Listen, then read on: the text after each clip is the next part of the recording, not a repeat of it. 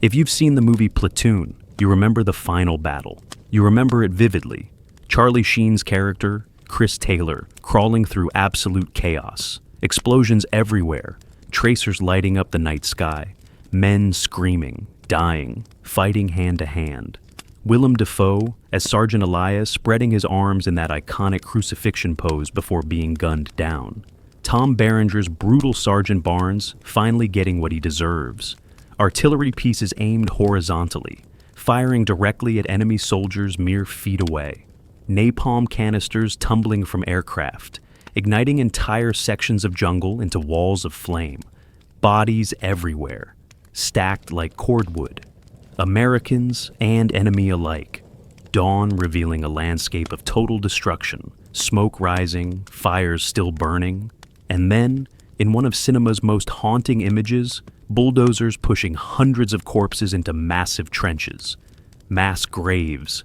That scene. That brutal, visceral, unforgettable final battle scene. You remember it. It's burned into American cultural memory. What you probably don't know, what most people have never been told, is that it actually happened. Every single horrific detail, every desperate moment, every act of violence and courage. It was real. And the man who directed Platoon, Oliver Stone, was there, fought in it, nearly died in it, watched friends get killed beside him. The battle was called Soi Cut. Fire Support Base Burt. January 1st and 2nd, 1968. New Year's Day. And it was absolute hell on earth. Make sure you subscribe to our channel to discover more untold stories from history. Most Vietnam War battles have faded completely from American memory. The average person might remember a few names if pressed. Ia Drang, maybe, from the book and movie We Were Soldiers. Khe San, because of the media coverage it received. The Tet Offensive as a broader campaign. Hamburger Hill, perhaps. But Soi Cut? Fire Support Base Burt? Almost nobody knows these names. Even many Vietnam veterans, men who served in country, men who saw combat, haven't heard of it unless they were actually there that night, or served with units involved. It's been forgotten, lost to history, buried under 50-plus years of other wars, other battles, other national concerns.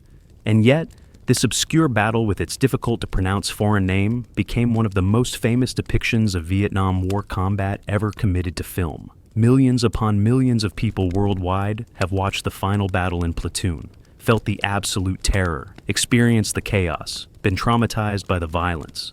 But they don't know it was based on a real battle, don't know that every horrible thing they saw on screen, every act of desperation, every moment of courage and cowardice, every explosion and death actually happened to real American soldiers on New Year's Day, 1968.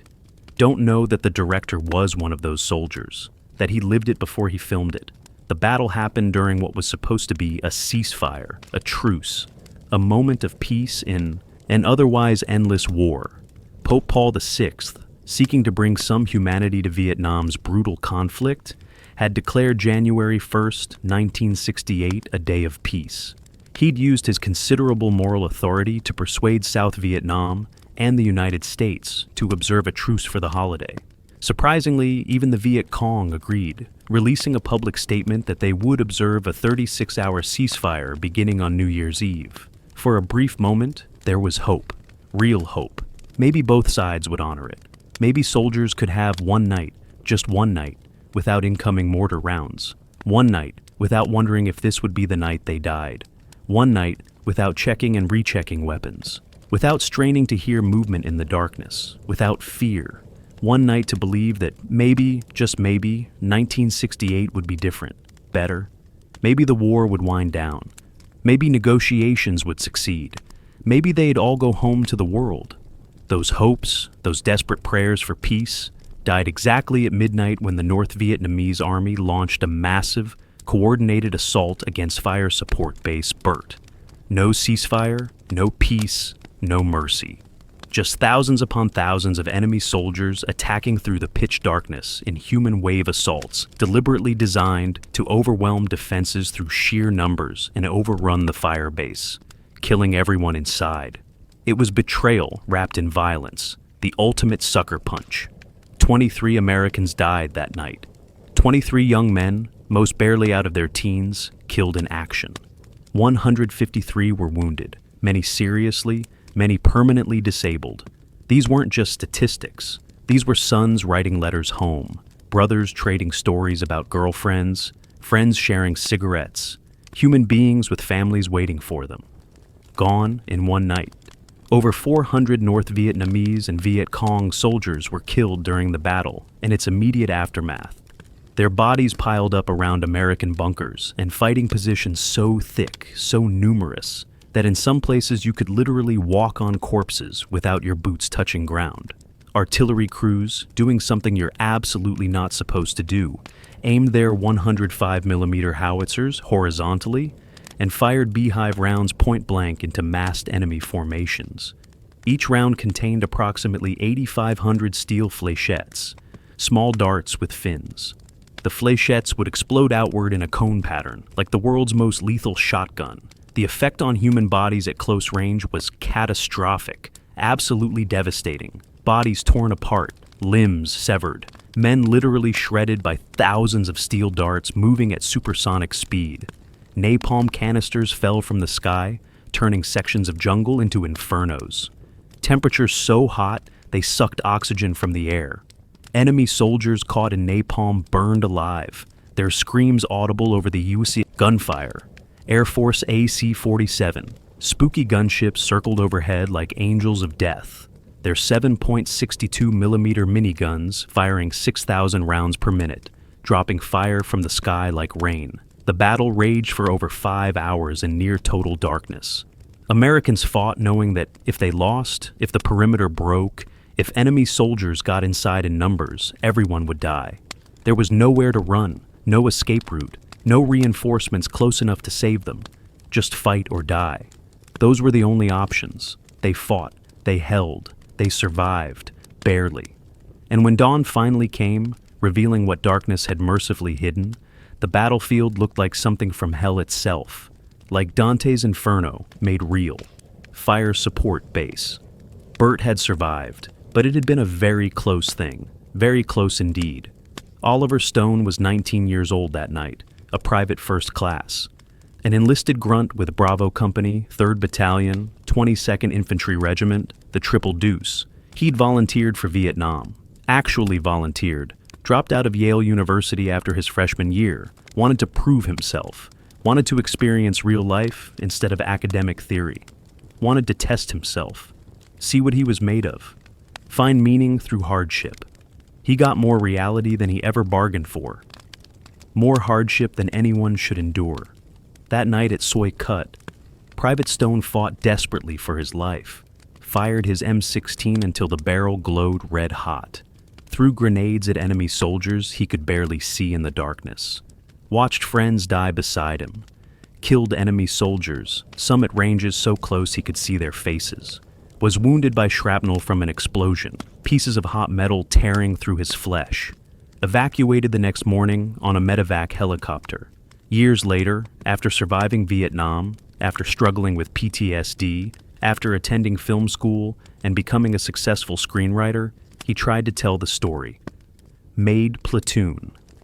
Based the entire film, but especially the final battle, on what he'd personally experienced at Soi Cut. And survivors of the actual battle, men who were there that night, say the movie got it right, got the chaos, got the terror, got the confusion and desperation, got the violence, got that peculiar mix of courage and fear that defines combat.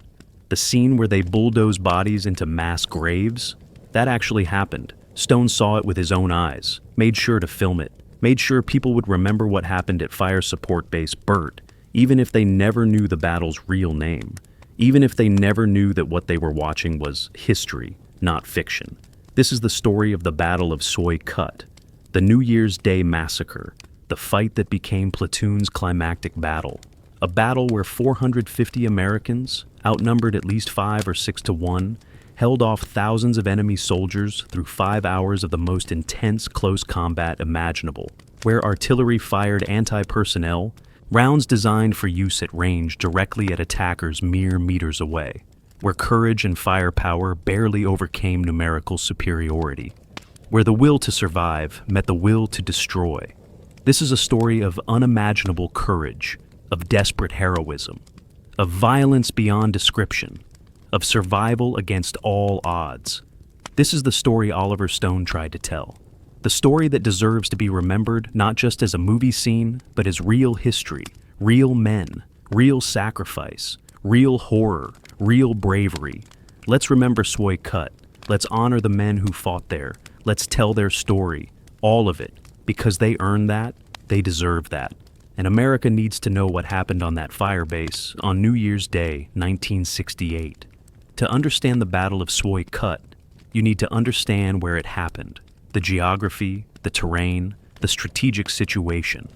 Because location explains why the battle occurred, why the fire base was there, why the enemy wanted it destroyed. Geography is destiny in warfare, and Fire Support Base Burt's geography destined it for combat. Brutal combat. Fire Support Base Burt was located in Tay Ninh Province in what American forces called War Zone C. Tay Ninh Province is in southern Vietnam, northwest of Saigon, bordering Cambodia. War Zone C was designated a free fire zone, meaning anything that moved could be engaged. It was considered completely hostile territory. No friendly civilians, no villages under government control, just jungle and the enemy. The fire base's exact location was approximately 7 miles, 11 kilometers, from the Cambodian border. That's important. Critical even, because Cambodia was officially neutral but functionally served as a sanctuary for North Vietnamese and Viet Cong forces. They could retreat across the border, rest, refit, reorganize, and American forces couldn't follow due to political constraints. It was deeply frustrating for American commanders. They could fight the enemy in South Vietnam, inflict casualties, win tactical victories, but couldn't pursue defeated units. The enemy would just withdraw to Cambodia, recover, and come back. It made conventional victory nearly impossible. The terrain around Fire Support Base Burt was jungle, not the romantic jungle of movies. Real jungle. Triple canopy rainforest. Dense vegetation where visibility was measured in meters, sometimes feet. Where you could hear enemy soldiers moving, but not see them. Where ambushes were easy and escape difficult. Where the heat was oppressive, the humidity crushing, and everything rotted within days. The canopy overhead blocked sunlight, creating perpetual twilight at ground level. Movement was difficult. Sound carried strangely. It was claustrophobic, alien, perfect for guerrilla warfare, terrible for conventional forces trying to locate and destroy an enemy that could vanish into the jungle within minutes. This was the Viet Cong's terrain. They knew it intimately, had operated in it for years. Americans were visitors, outsiders, always at a disadvantage despite superior firepower. Fire Support Base. Burt sat on relatively flat ground in a small clearing. There were slight rises nearby, but nothing you'd call hills. The clearing had been carved out of jungle, trees cut down or blown apart by explosives, vegetation cleared, fields of fire established. The fire base itself followed standard American design for Vietnam. Roughly circular perimeter, maybe 300 meters in diameter, bunkers and fighting positions around the edge, space to provide mutual support and overlapping fields of fire. Infantry positions were reinforced with sandbags, had overhead cover made from pierced steel planking and more sandbags, and were connected by communication trenches. Defensive wire, multiple strands of concertina wire, ringed the entire perimeter. In some places there were 3 or 4 rows of wire, each row about 15 feet from the next. Claymore mines, the directional anti-personnel mines that spray 700 steel balls in a 60-degree arc, were positioned to cover likely avenues of approach. Trip flares would illuminate anyone trying to infiltrate. The perimeter was designed to be defended by infantry with machine guns and rifles, supported by artillery and mortars within the fire base itself. Inside the perimeter, at the fire base's center, were the artillery positions. The 2nd Battalion, 27th Artillery, had multiple 105mm towed howitzers emplaced.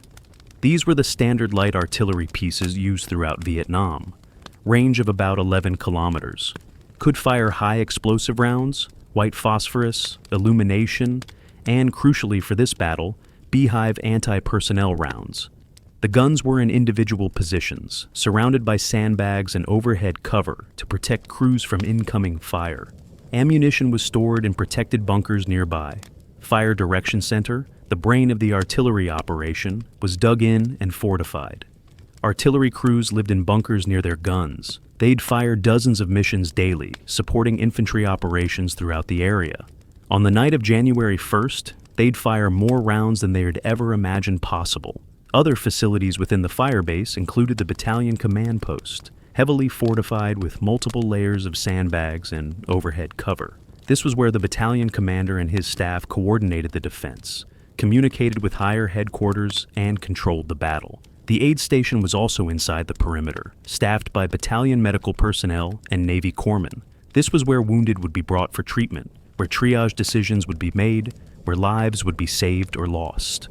Ammunition storage bunkers held rounds for infantry weapons, mortar shells, grenades, claymore mines, everything needed to sustain combat operations. A helicopter landing pad, marked with colored panels, allowed resupply and medical. Evacuation. There were fighting positions for headquarters personnel, a small tactical operations center, communication bunkers with radio equipment, and all the infrastructure needed to support combat operations. The road running near the firebase was Highway 246, a dirt track barely worthy of the name highway. This road connected Fire Support Base Burt to other American installations. It was the lifeline. Supplies came up this road, reinforcements when needed, convoys carrying ammunition, food, water, fuel, mail from home. But the road was also vulnerable. Ambushes were common. The enemy mined it constantly. Traveling the road was dangerous even in daylight. At night, it was nearly suicidal. But it was necessary. Fire bases needed supply. So convoys ran the road, accepting casualties as the cost of logistics. This was War Zone C. This was Vietnam. This was the reality. Fire Support Base. Burt was part of a network of American installations that traced the frontier region from Phuoc Vinh in Binh Phuoc Province southwest through the Fishhook region and down toward the Parrot's Beak region, areas where Cambodian territory jutted into South Vietnam like geographic provocations. These fire bases had one primary mission: interdict North Vietnamese and Viet Cong infiltration from Cambodia, stop the flow of soldiers and supplies, disrupt enemy operations, deny them freedom of movement. It was whack-a-mole strategy. The enemy would appear, Americans would fight them. Enemy would disappear back to Cambodia. Then it would start over. Frustrating, endless, but necessary. According to the strategic thinking of 1967. Fire Support Base. Burt was one piece of that larger puzzle. One strong point in a chain of installations meant to block enemy infiltration routes, which meant it was a target. The enemy wanted these fire bases gone, wanted the infiltration routes open, and they were willing to pay in blood to eliminate them. They'd prove that on New Year's Day. The firebase had been occupied only a few days before the New Year's attack. Units had moved in, established the position, begun improving defenses, and started conducting operations from it. The ground was still being prepared. Bunkers strengthened, wire added, fields of fire improved, defensive positions registered with artillery, so fire missions could be called quickly an emergency. Standard procedure for a new fire base. Everything seemed routine. Intelligence indicated enemy presence in the area, but that was always true in War Zone C. Contact was expected. Patrols went out daily. Ambushes were set at night. Everyone stayed alert. But there was no indication that a massive attack was imminent. No intelligence suggesting thousands of enemy soldiers were massing nearby. No warning that Fire Support Base Burt would become the site of one of the most desperate battles of the entire war. Maybe there should have been. Maybe intelligence missed the signs. Maybe the ceasefire created false sense of security. But on New Year's Eve 1967, the men of Fire Support Base Burt settled in for what they hoped would be a quiet night. They were catastrophically wrong. The men defending Fire Support Base Burt weren't random collection of soldiers. They were professional units with proud histories. Understanding who they were helps explain how they survived, why they held when many units might have broken. Let's talk about the 22nd Infantry Regiment, the Triple Deuce, because heritage matters, tradition matters, pride matters. And these men had all three. The 22nd Infantry Regiment was activated in 1918 during World War I. They'd fought in France, seen combat in the trenches, experienced the horror of the Western Front. The regiment earned its first battle honors there, proving itself in combat against German forces. After the war, the regiment continued service but was inactivated during the interwar period. Then came World War II. The 22nd Infantry was reactivated and assigned to the 4th Infantry Division. They landed at Utah Beach on D-Day, June 6, 1944, fought across France. Participated in the Battle of the Hurtgen Forest, one of the longest and bloodiest battles American forces fought in Europe. They fought in the Battle of the Bulge, crossed the Rhine into Germany, were there when Germany surrendered. The regiment had proven itself repeatedly against the Wehrmacht, earning respect and accumulating battle honors. After World War II, the regiment served in occupation duty, then fought in Korea. The Korean War added more battle honors to the colors, more proof that the 22nd Infantry could be counted on when things got difficult. By the time Vietnam came around, the regiment had over 40 years of combat experience accumulated across 3 wars. That history mattered. Soldiers assigned to the 22nd Infantry knew they were part of something bigger than themselves, knew they were carrying on traditions established by men who'd fought and died before them. That creates pressure, expectation, but also pride, determination not to let down those who came before, not to dishonor the regiment, to live up to the standard. In Vietnam, the 2nd and 3rd Battalions of the 22nd Infantry Regiment were part of the 25th Infantry Division, nicknamed Tropic Lightning, after their Hawaii-based history. The 25th Infantry Division had deployed to Vietnam in 1966 and was conducting operations throughout the 3 Corps Tactical Zone, the area around Saigon. Both battalions of the 22nd Infantry had been in country for months by January 1968. They were experienced, veterans. They knew how to fight in Vietnam's unique conditions, knew the enemy's tactics, had learned painful lessons about jungle warfare, about ambushes, about booby traps, about fighting an enemy that wouldn't stand still for conventional battles. These weren't green troops straight from stateside. These were combat veterans who'd survived multiple engagements and learned from each one. The 2nd Battalion, 22nd Infantry, was mechanized. That meant they operated with M113 armored personnel carriers. These were tracked vehicles, lightly armored, armed with 50 caliber machine guns. They provided mobility and firepower, could move quickly across terrain, could carry infantry into combat protected from small arms fire. The M113s were effective in Vietnam despite being designed for European battlefields. They could push through jungle, could ford rivers, could provide mobile firepower during engagements. The mechanized infantry doctrine was different from regular infantry. They fought from their vehicles when possible, used them as mobile fighting positions, could disengage quickly if overmatched. At Fire Support Base Burt, the mechanized infantry's armored personnel carriers would prove crucial during the battle. Their mobility and firepower would help save the fire base when things looked desperate. The 3rd Battalion, 22nd Infantry, was regular infantry, leg infantry in military slang. They walked, humped the jungle with everything on their backs. Each rifle company, Alpha through Delta, consisted of 3 rifle platoons plus weapons platoon with machine guns and mortars. Companies were commanded by captains, usually experienced officers on their 2nd or 3rd tour. Platoons were led by lieutenants, often brand new, sometimes on their first combat assignment. The platoon sergeants, usually staff sergeants or sergeants first class, were the backbone. These were experienced NCOs who'd seen combat, who knew how to keep young soldiers alive, who could take over if the lieutenant was killed or wounded. At squad level, you had 9 to 12 men led by a sergeant or corporal, fire teams of 4 or 5 men. This was where wars were actually fought. Squad level, small unit level, young men with rifles doing the actual killing and dying. Oliver Stone was assigned to Bravo Company, 3rd Battalion, 22nd Infantry. He was a rifleman, private first class, the lowest level of the military hierarchy. He carried an M16 rifle, the standard infantry weapon, carried maybe 300 rounds of ammunition in 20-round magazines, carried grenades, carried water and rations, carried whatever else his squad leader or platoon sergeant told him to carry. He shared a fighting position with another soldier. They'd take turns sleeping and standing watch. They'd fight together, cover each other, depend on each other absolutely. That's how infantry works. Pairs, teams, squads, platoons, companies, each level relying on the others. Each man responsible for the men around him. That bond, that interdependence, was what kept soldiers fighting when every instinct said, run.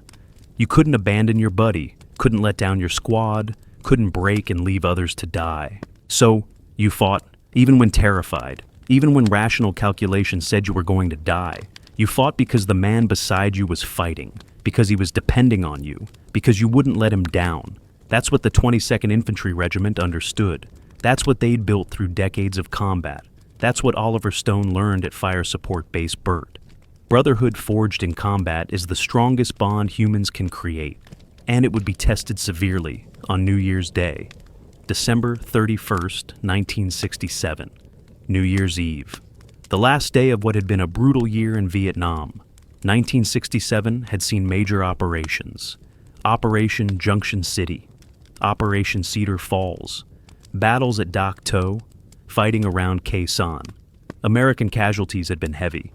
Over 9,000 Americans killed in Vietnam during 1967.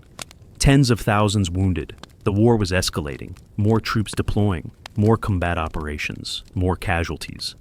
But it was also a year when many believed progress was being made. Enemy body counts were high. The kill ratio favored Americans dramatically. Capture documents suggested the enemy was hurting.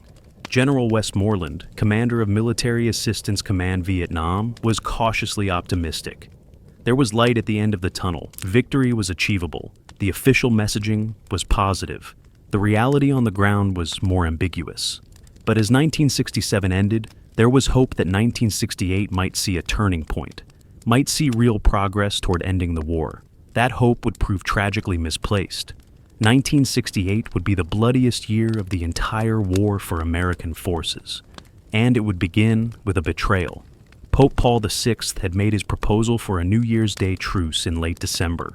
He'd appealed to all parties. South Vietnam agreed, the United States agreed, and surprisingly, the Viet Cong announced they'd observe a 36-hour ceasefire beginning at 1800 hours, 6 p.m. on December 31st. This was unusual. Ceasefires during holidays had been tried before with mixed results. Both sides often used ceasefires to maneuver forces, improve positions, and prepare for resumed combat. But officially observing a ceasefire looked good for propaganda purposes, showed willingness to negotiate, demonstrated humanity. So, all parties agreed. The ceasefire would begin New Year's Eve evening and continue through New Year's Day. Soldiers could celebrate, could have a brief respite, could maybe have one night without fear. That was the hope. The reality would be very different. At Fire Support Base, Burt, December 31st started like any other day. Soldiers woke before dawn, stood to, meaning everyone manned defensive positions during the most dangerous period, the hour before and after sunrise, when attacks were most likely. After stand to, some ate breakfast. Sea rations heated over small fires, if permitted, otherwise eaten cold. Some soldiers were detailed to improve positions, fill more sandbags, add overhead cover, string more wire, clear fields of fire. There's always work on a fire base, always improvements to make. Others pulled guard duty, manned bunkers, watched the tree line, looked for any sign of enemy activity. Some lucky soldiers might have mail call, letters from home, packages from family, connection to the world. These were treasured, read multiple times, shared with friends. A brief escape from war. Patrols went out. This was standard operating procedure. Send squads or platoons outside the wire to patrol the surrounding area. Make sure the enemy wasn't preparing positions near the fire base. Check for recent tracks. Look for signs of enemy activity. These patrols were dangerous. They were vulnerable. If they made contact with a large enemy force, they could be in serious trouble, but they were necessary. Better to find the enemy away from the fire base than have them approach unopposed. So, patrols went out every day. Sometimes they found nothing. Sometimes they found trouble. On December 31st, around 21:30 hours, 9:30 at night, things started going wrong. A listening post from Company A reported movement to their front. Listening posts were small teams, usually 2 to 4 men, positioned several hundred meters outside the perimeter. Their job was early warning. They'd observe, listen, report any enemy activity, then withdraw to the perimeter if things got hot. They weren't supposed to fight, just observe and report. But tonight, the LP was seeing and hearing movement. Lots of movement. Enemy soldiers, moving toward the fire base. This wasn't a few scouts. This sounded like numbers. The LP reported to company headquarters. Almost simultaneously, an outpost on the perimeter, call sign Alpha 16, also reported movement to their front. They could hear it. Maybe see shadows moving in darkness. The situation was developing. Company A's commander made a decision. Detonate claymores toward the movement. Alpha 16 detonated 3 or 4 claymore mines. Each claymore sprays 700 steel balls in a 60-degree arc out to about 50 meters. Anything in that kill zone dies. There was the characteristic crack of claymores detonating. Then silence. No screams, no return fire, just silence. Either they'd killed whoever was there or scared them off. The listening post, worried about being overrun, requested permission to return to the perimeter. Too much enemy activity, too dangerous to stay forward, but company commander denied the request. Hold position. Maybe it was nothing, maybe just enemy scouts checking the area. The LP would provide critical early warning if a real attack developed, so stay put. The LP and outpost threw grenades toward where they'd heard movement. More explosions, then quiet. Movement stopped. Everything seemed to settle down. Maybe it had been a false alarm. Maybe. Enemy scouts had been deterred by the claymores and grenades. The night passed without further incident. Morning would tell what happened. 0730 hours, December 31st, morning. Company A sent out a patrol to sweep from their perimeter to where the listening post had been. They'd check for bodies, for blood trails, for any evidence of what happened. The sweep didn't find much, some signs of movement, disturbed vegetation. But no bodies, no blood. Maybe the enemy had carried away their dead and wounded, or maybe they'd withdrawn before the claymores detonated. Impossible to say. But the signs were concerning. Enemy had definitely been probing the perimeter, testing defenses, looking for weak points. This was reconnaissance. Standard enemy tactics before an attack. Identify defensive positions. Note fields of fire. Find gaps in wire. Look for vulnerabilities. The patrol reported their findings. Company commander passed it up to battalion. Battalion noted it. Increased alert level slightly. But there was no indication that a massive attack was imminent. Enemy probes happened regularly. This seemed routine. Concerning, but routine. The day continued. Soldiers went about their duties, prepared for New Year's Eve, hoped the ceasefire would hold, hoped for one quiet night. 1800 hours, 6 p.m. The ceasefire officially began. Soldiers relaxed slightly, not completely. Never completely in a combat zone, but the edge came off. Maybe tonight would be calm. Some soldiers wrote letters home, told families they were okay, that they were thinking of them, that they'd be home soon. Lies mostly. No one knew if they'd make it home. But you wrote what family needed to hear. Others played cards, told stories, joked around. Normal soldier stuff. Trying to maintain some normalcy in the abnormal environment of war. Some simply tried to sleep. Exhaustion was constant in combat zones. Any opportunity to sleep was seized. You never knew when you'd get another chance. But the senior leaders couldn't relax. Company commanders and battalion staff knew that ceasefires were often when the enemy moved forces, could approach closer to American positions without being engaged, could position for attacks. Defensive positions remained fully manned. Listening posts stayed out. Observation posts stayed alert. Weapons were loaded, ammunition positioned. If the ceasefire was violated, everyone needed to be ready immediately. You hoped for peace but prepared for war. That's how you survived. 1845 hours, 6:45, evening January 1st. Now it was New Year's Day. The truce was supposedly in effect, but another listening post from Company A reported movement. Thick jungle to their front. Sounds of soldiers moving. More than a few, maybe many. Battalion was notified. They ordered a sweep of the area. Company A's commander said his ambush patrol was about to head out anyway. They'd check the area on their way to their ambush position. 2 birds, 1 stone. Problem solved. The ambush patrol, maybe 8 to 10 men, prepared to move outside the wire. They'd investigate the reported movement, then continue to their planned ambush site where they'd spend the night waiting for enemy activity. Routine. Nothing unusual, except tonight would prove anything but routine. The patrol moved out, passed through the wire. Infantry moving tactically through jungle at night is slow. Careful. You move a few meters. Stop. Listen. Move again. Always alert. Always ready. Can't see much in darkness. Rely on hearing and on the man ahead of you. Stay close, but not too close. Maintain interval. The patrol advanced about 200 meters east of the company perimeter. Then everything exploded. Small arms fire erupted from the darkness. AK-47s, RPD machine guns, multiple weapons, ambush. The patrol was caught in a deliberate ambush. Muzzle flashes, tracers, men shouting, screaming.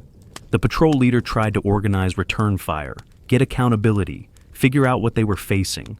But it was chaos. 2 Americans were killed instantly, just gone, dead before they hit the ground.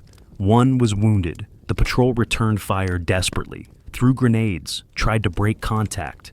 This is the nightmare scenario for small patrols. Ambushed at night, cut off from the fire base, outnumbered.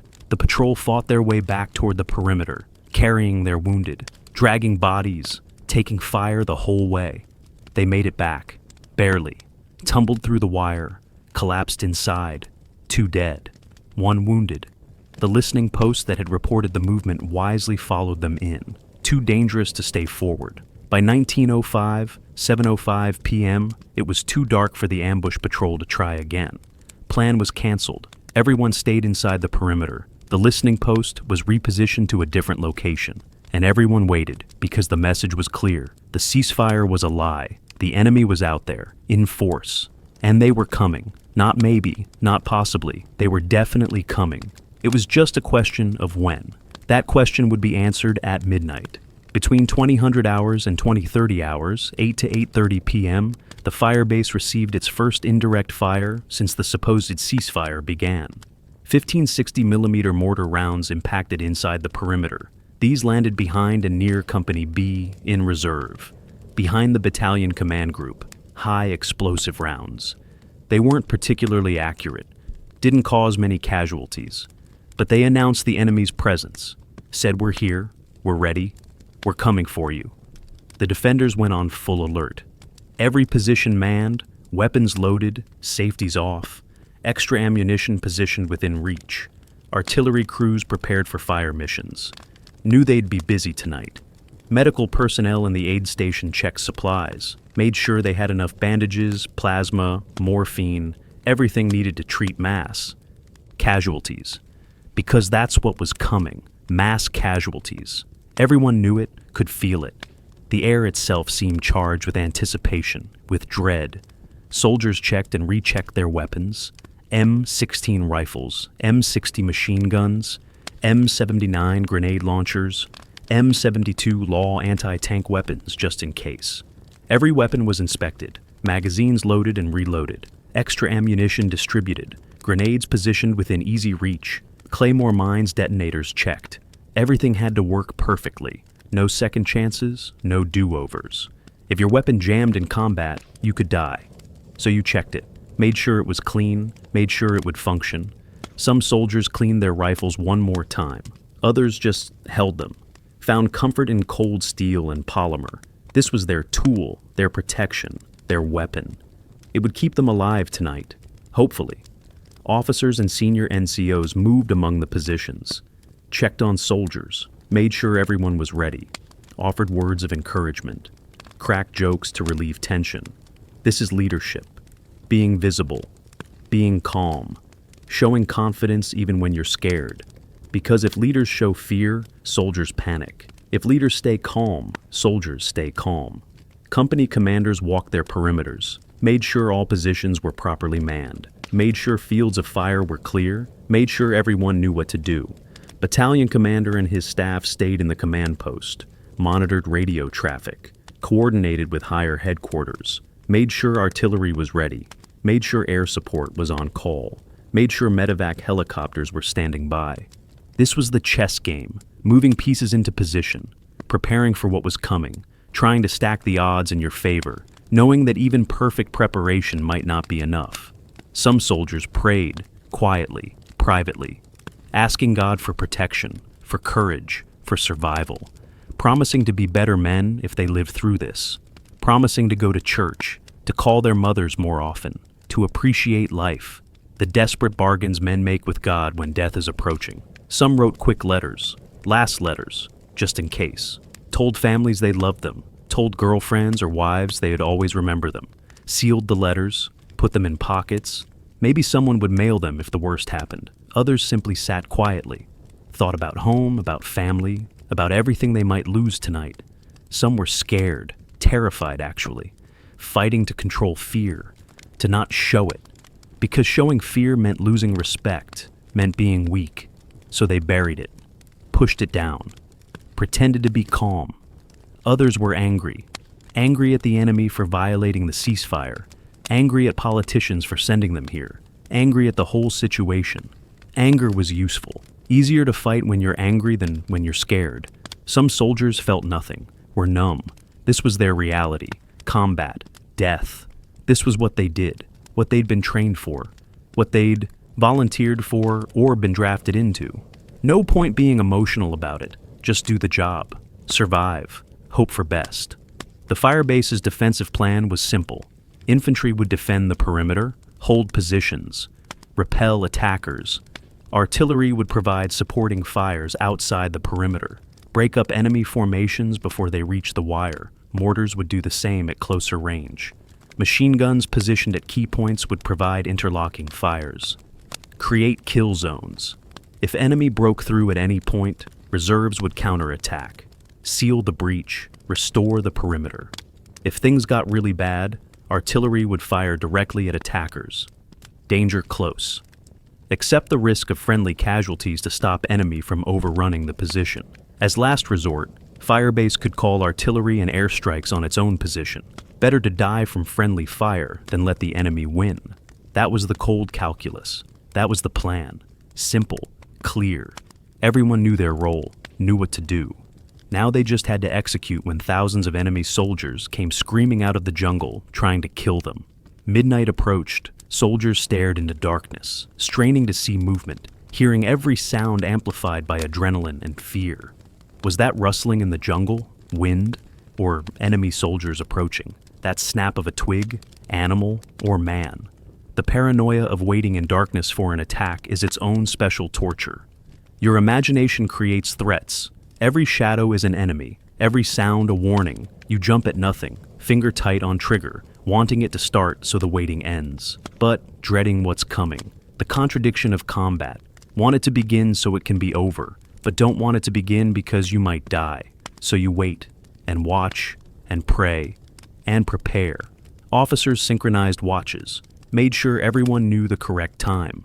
Communication was verified. Radio checks between positions, between companies, between battalion and higher headquarters. Everything working, everyone ready. Artillery had defensive targets registered. DT Alpha through Zulu, pre-planned fires outside the perimeter. Could be called with a single radio call. Mortars, same thing. Air support was on strip alert. Waiting, could be overhead within minutes if called. Medevac helicopters, same thing. Everyone was as ready as possible. Now it was just waiting, waiting for midnight, waiting for the enemy, waiting to see if they'd survive. Happy New Year. Welcome to 1968. 0001 hours. Midnight plus 1 minute. Happy New Year. The attack began exactly on schedule. The North Vietnamese were nothing if not precise. The main force appeared from the north. Thousands of soldiers, moving down the west side of Highway 246. Moving with discipline and purpose, moving to kill. They began peeling off, portions breaking away from main force to hit different sections of the perimeter. Some peeled left to engage the 2nd Battalion, 22nd Mechanized, infantry positions on the west side of the road. Others continued toward Company B, 3rd Battalion, 22nd Infantry on the east side. Simultaneous with this northern attack, a massive assault with RPGs, machine guns, and small arms opened up from the south. Multiple directions, coordinated, professional. This wasn't a mob. This was a planned military operation executed by trained soldiers. The North Vietnamese had done their homework, knew the fire base layout, had identified defensive positions, were attacking at multiple points to divide American attention and resources. Textbook, well executed, absolutely terrifying for the defenders. The first indication most soldiers had was sound, mortar rounds impacting, then explosions along the perimeter, RPGs, rocket-propelled grenades designed to defeat armor but equally effective against bunkers, then small arms fire, enormous volume, hundreds of weapons firing simultaneously. The noise was indescribable, overwhelming, constant cracking of AK-47s, the deeper hammering of RPD machine guns, the whoosh of RPGs launching, the explosions of rockets hitting bunkers and defensive positions. Tracers filled the air, green tracers from enemy weapons, red tracers from American weapons, crisscrossing, creating patterns of light and death. Soldiers who were sleeping jerked awake, grabbed weapons, ran to positions. Those already in positions opened fire immediately, returned fire toward muzzle flashes, toward sounds, toward anywhere that might have enemy. The fire base erupted, defensive fires all along the perimeter, M16s on full automatic, M60 machine guns, M79 grenade launchers pumping out 40mm grenades. Everything firing, everyone fighting. It had begun. The heaviest assault from the south split into two prongs. The larger prong peeled east toward Company C. Hundreds of enemy soldiers, maybe more. They'd followed the road, using ditches for cover, then broke toward the perimeter. Company C positions erupted in defensive fire, machine guns traversing, rifles firing as fast as soldiers could pull triggers, grenades being thrown toward approaching attackers. But the enemy kept coming, human wave tactics. First wave gets cut down, second wave keeps advancing, third wave behind them. Accept casualties. Keep pressure on defenders. Eventually overwhelm them through sheer numbers. It's brutal. Costs attacker heavily. But it works if defender runs out of ammunition, or if defensive positions are destroyed, or if soldiers break psychologically. The North Vietnamese were betting they could outlast the Americans. That American firepower couldn't kill them fast enough. That eventually the perimeter would crack. They were wrong. But they came very close to being right. A smaller element from the southern assault moved west toward mechanized infantry positions. These were the M113 armored personnel carriers with their 50 caliber machine guns. The 50s opened up immediately, heavy machine guns firing at cyclic rate, devastating against infantry. The 50 caliber round is thumb-sized, weighs about 2 ounces, travels over 2,800 feet per second. When it hits a human body, the body doesn't survive intact. Limbs are torn off, torsos are split open. The mechanical violence is horrific. The enemy soldiers advancing into 50 caliber fire were being destroyed. But they kept coming, stepped over dead comrades, advanced through curtains of fire. Incredible courage, suicidal courage, but courage nonetheless. Some made it to the wire. Bangalore torpedoes were employed. Long pipes filled with explosives, pushed under wire obstacles and detonated. Blasted gaps in the wire. Infantry poured through. Some were cut down in the gaps. Claymore mines detonated, killed dozens. But more kept coming. Got through the gaps. Were inside the perimeter in places, hand-to-hand fighting, men grappling, using knives, using rifle butts, using hands. Primal, brutal, desperate. The attack from the east hit almost simultaneously. More RPGs, more small arms fire, more grenades. The eastern perimeter erupted in defensive fire, but this was coordinated. The enemy was attacking from 3 directions simultaneously: north, south, east, trying to overwhelm defenders, trying to divide attention, trying to create penetrations. They succeeded in places. Company C's perimeter was penetrated. Enemy soldiers got through the wire, got past forward positions, were inside, fighting Americans at point-blank range. This was the nightmare scenario. Once enemy gets inside in numbers, defensive positions lose advantage. Fighting becomes chaos. Friendly fire becomes risk. Everything breaks down into individual fights. Survival of the fittest. Kill or be killed. No tactics, no plan, just violence. Company C was in trouble, serious trouble. Without immediate reinforcement, Their section of perimeter would collapse. If one section collapsed, adjacent sections would be flanked, rolled up. Entire perimeter could fail. Firebase could be overrun. Everyone could die. This is when artillery made its critical decision, the one that saved Fire Support Base Burt. The artillery crews of 2nd Battalion, 27th Artillery, did something you absolutely are not supposed to do. Something that's dangerous to everyone, including the gun crews themselves. They aimed their 105mm howitzers horizontally, loaded beehive rounds, and fired directly at enemy formations at point-blank range. The first rounds went out. Flechettes spread in expanding cones, hit massed enemy soldiers at maybe 50 meters distance. The effect was catastrophic for the attackers. Bodies were shredded, torn apart by thousands of steel darts moving at supersonic velocity. Entire groups were killed in single shots. The breach in Company C's perimeter was cleared, bodies everywhere. The few enemy soldiers who survived the first beehive rounds tried to retreat. More beehive rounds were fired. More death. The artillery had stopped the penetration, saved Company C, saved the fire base. But this was just the first attack. More were coming, many more, and the night had just begun. From 0100 hours to 0230, 1 a.m. to 2:30 a.m., Company C fought for survival. The enemy kept attacking, kept probing, looking for weak spots. Artillery fired beehive rounds constantly along Company C's perimeter. The 105s were working overtime. Crews loaded, fired, reloaded, fired again. The guns were getting hot, barrels heating up from constant firing, but they couldn't stop. Couldn't give enemy time to regroup. Had to keep firing, keep killing, keep breaking up attacks before they could develop momentum. Between 01 and 0230, the beehive rounds were decisive. Cleared enemy from the wire, killed attackers before they could mass, created a kill zone so deadly that advancing into it was suicide. But the enemy kept trying, kept attacking, kept dying. Their casualties were mounting catastrophically, bodies piling up. But they had numbers, and numbers matter in warfare. Eventually, even infinite losses become acceptable if mission is achieved. The North Vietnamese commanders were spending their soldiers' lives, accepting the cost, betting they could break the defense through attrition, through overwhelming the defenders psychologically, even if not physically. It almost worked. At approximately 0200 hours, 2 a.m., Company C reported that enemy soldiers had penetrated their perimeter again. 4 Viet Cong had gotten through, were inside the defensive wire, somewhere in the darkness between positions. Dangerous, could attack from behind, could kill sleeping soldiers, could destroy equipment. The 4 infiltrators had to be found and killed quickly. Infantry from Company C began searching, moving carefully, clearing positions, looking for the enemy soldiers who'd gotten through. This was nerve-wracking work. Any shadow could be enemy. Any sound could be your death.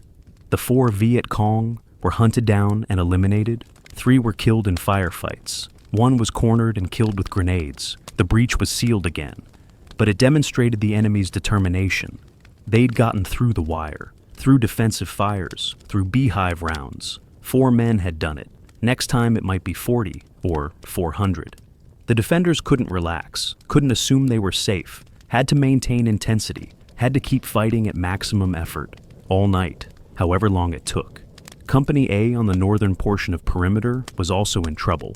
Around 0200 hours, they lost radio communication with their Alpha 16 element, the outpost that had reported movement earlier. Now, silence. Either their radio was destroyed or the outpost was overrun. Nobody knew which. Then reports came in. 2 or 3 Viet Cong had penetrated Company A's perimeter, were inside the wire. Same situation as Company C. Infiltrators behind defensive positions. At 0300 hours, 3 a.m., Battalion committed 2 platoons from Company B.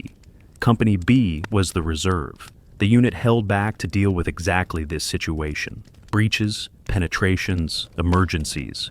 2 platoons moved forward to reinforce Company A, help clear the infiltrators, help seal the perimeter, restore the defensive line. They accomplished their mission. The infiltrators were found and killed. Company A's perimeter was reinforced. Communication with Alpha 16 was re-established.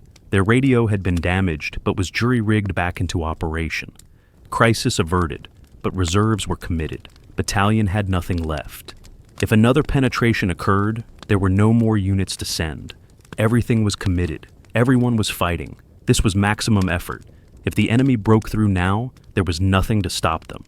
Artillery continued firing beehive rounds until they ran out. Think about that. Artillery exhausted their entire supply of beehive ammunition. Hundreds of rounds, maybe more, all fired in a few hours. Then they switched to high explosive. HE rounds fired directly at enemy formations, less effective than beehive against personnel, but still deadly. 105mm HE rounds create lethal fragmentation. Shrapnel flying in all directions. Anyone within 15 meters of impact is likely to be killed or wounded. Beyond 15 meters, still dangerous out to 50 meters or more.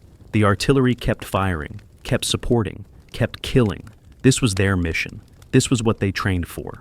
Gun crews were exhausted, loading heavy shells repeatedly, ears ringing from concussion, covered in powder residue, arms aching, but they kept working, kept firing, because infantry was depending on them, because stopping meant defeat, because this was their job. They'd signed up for this.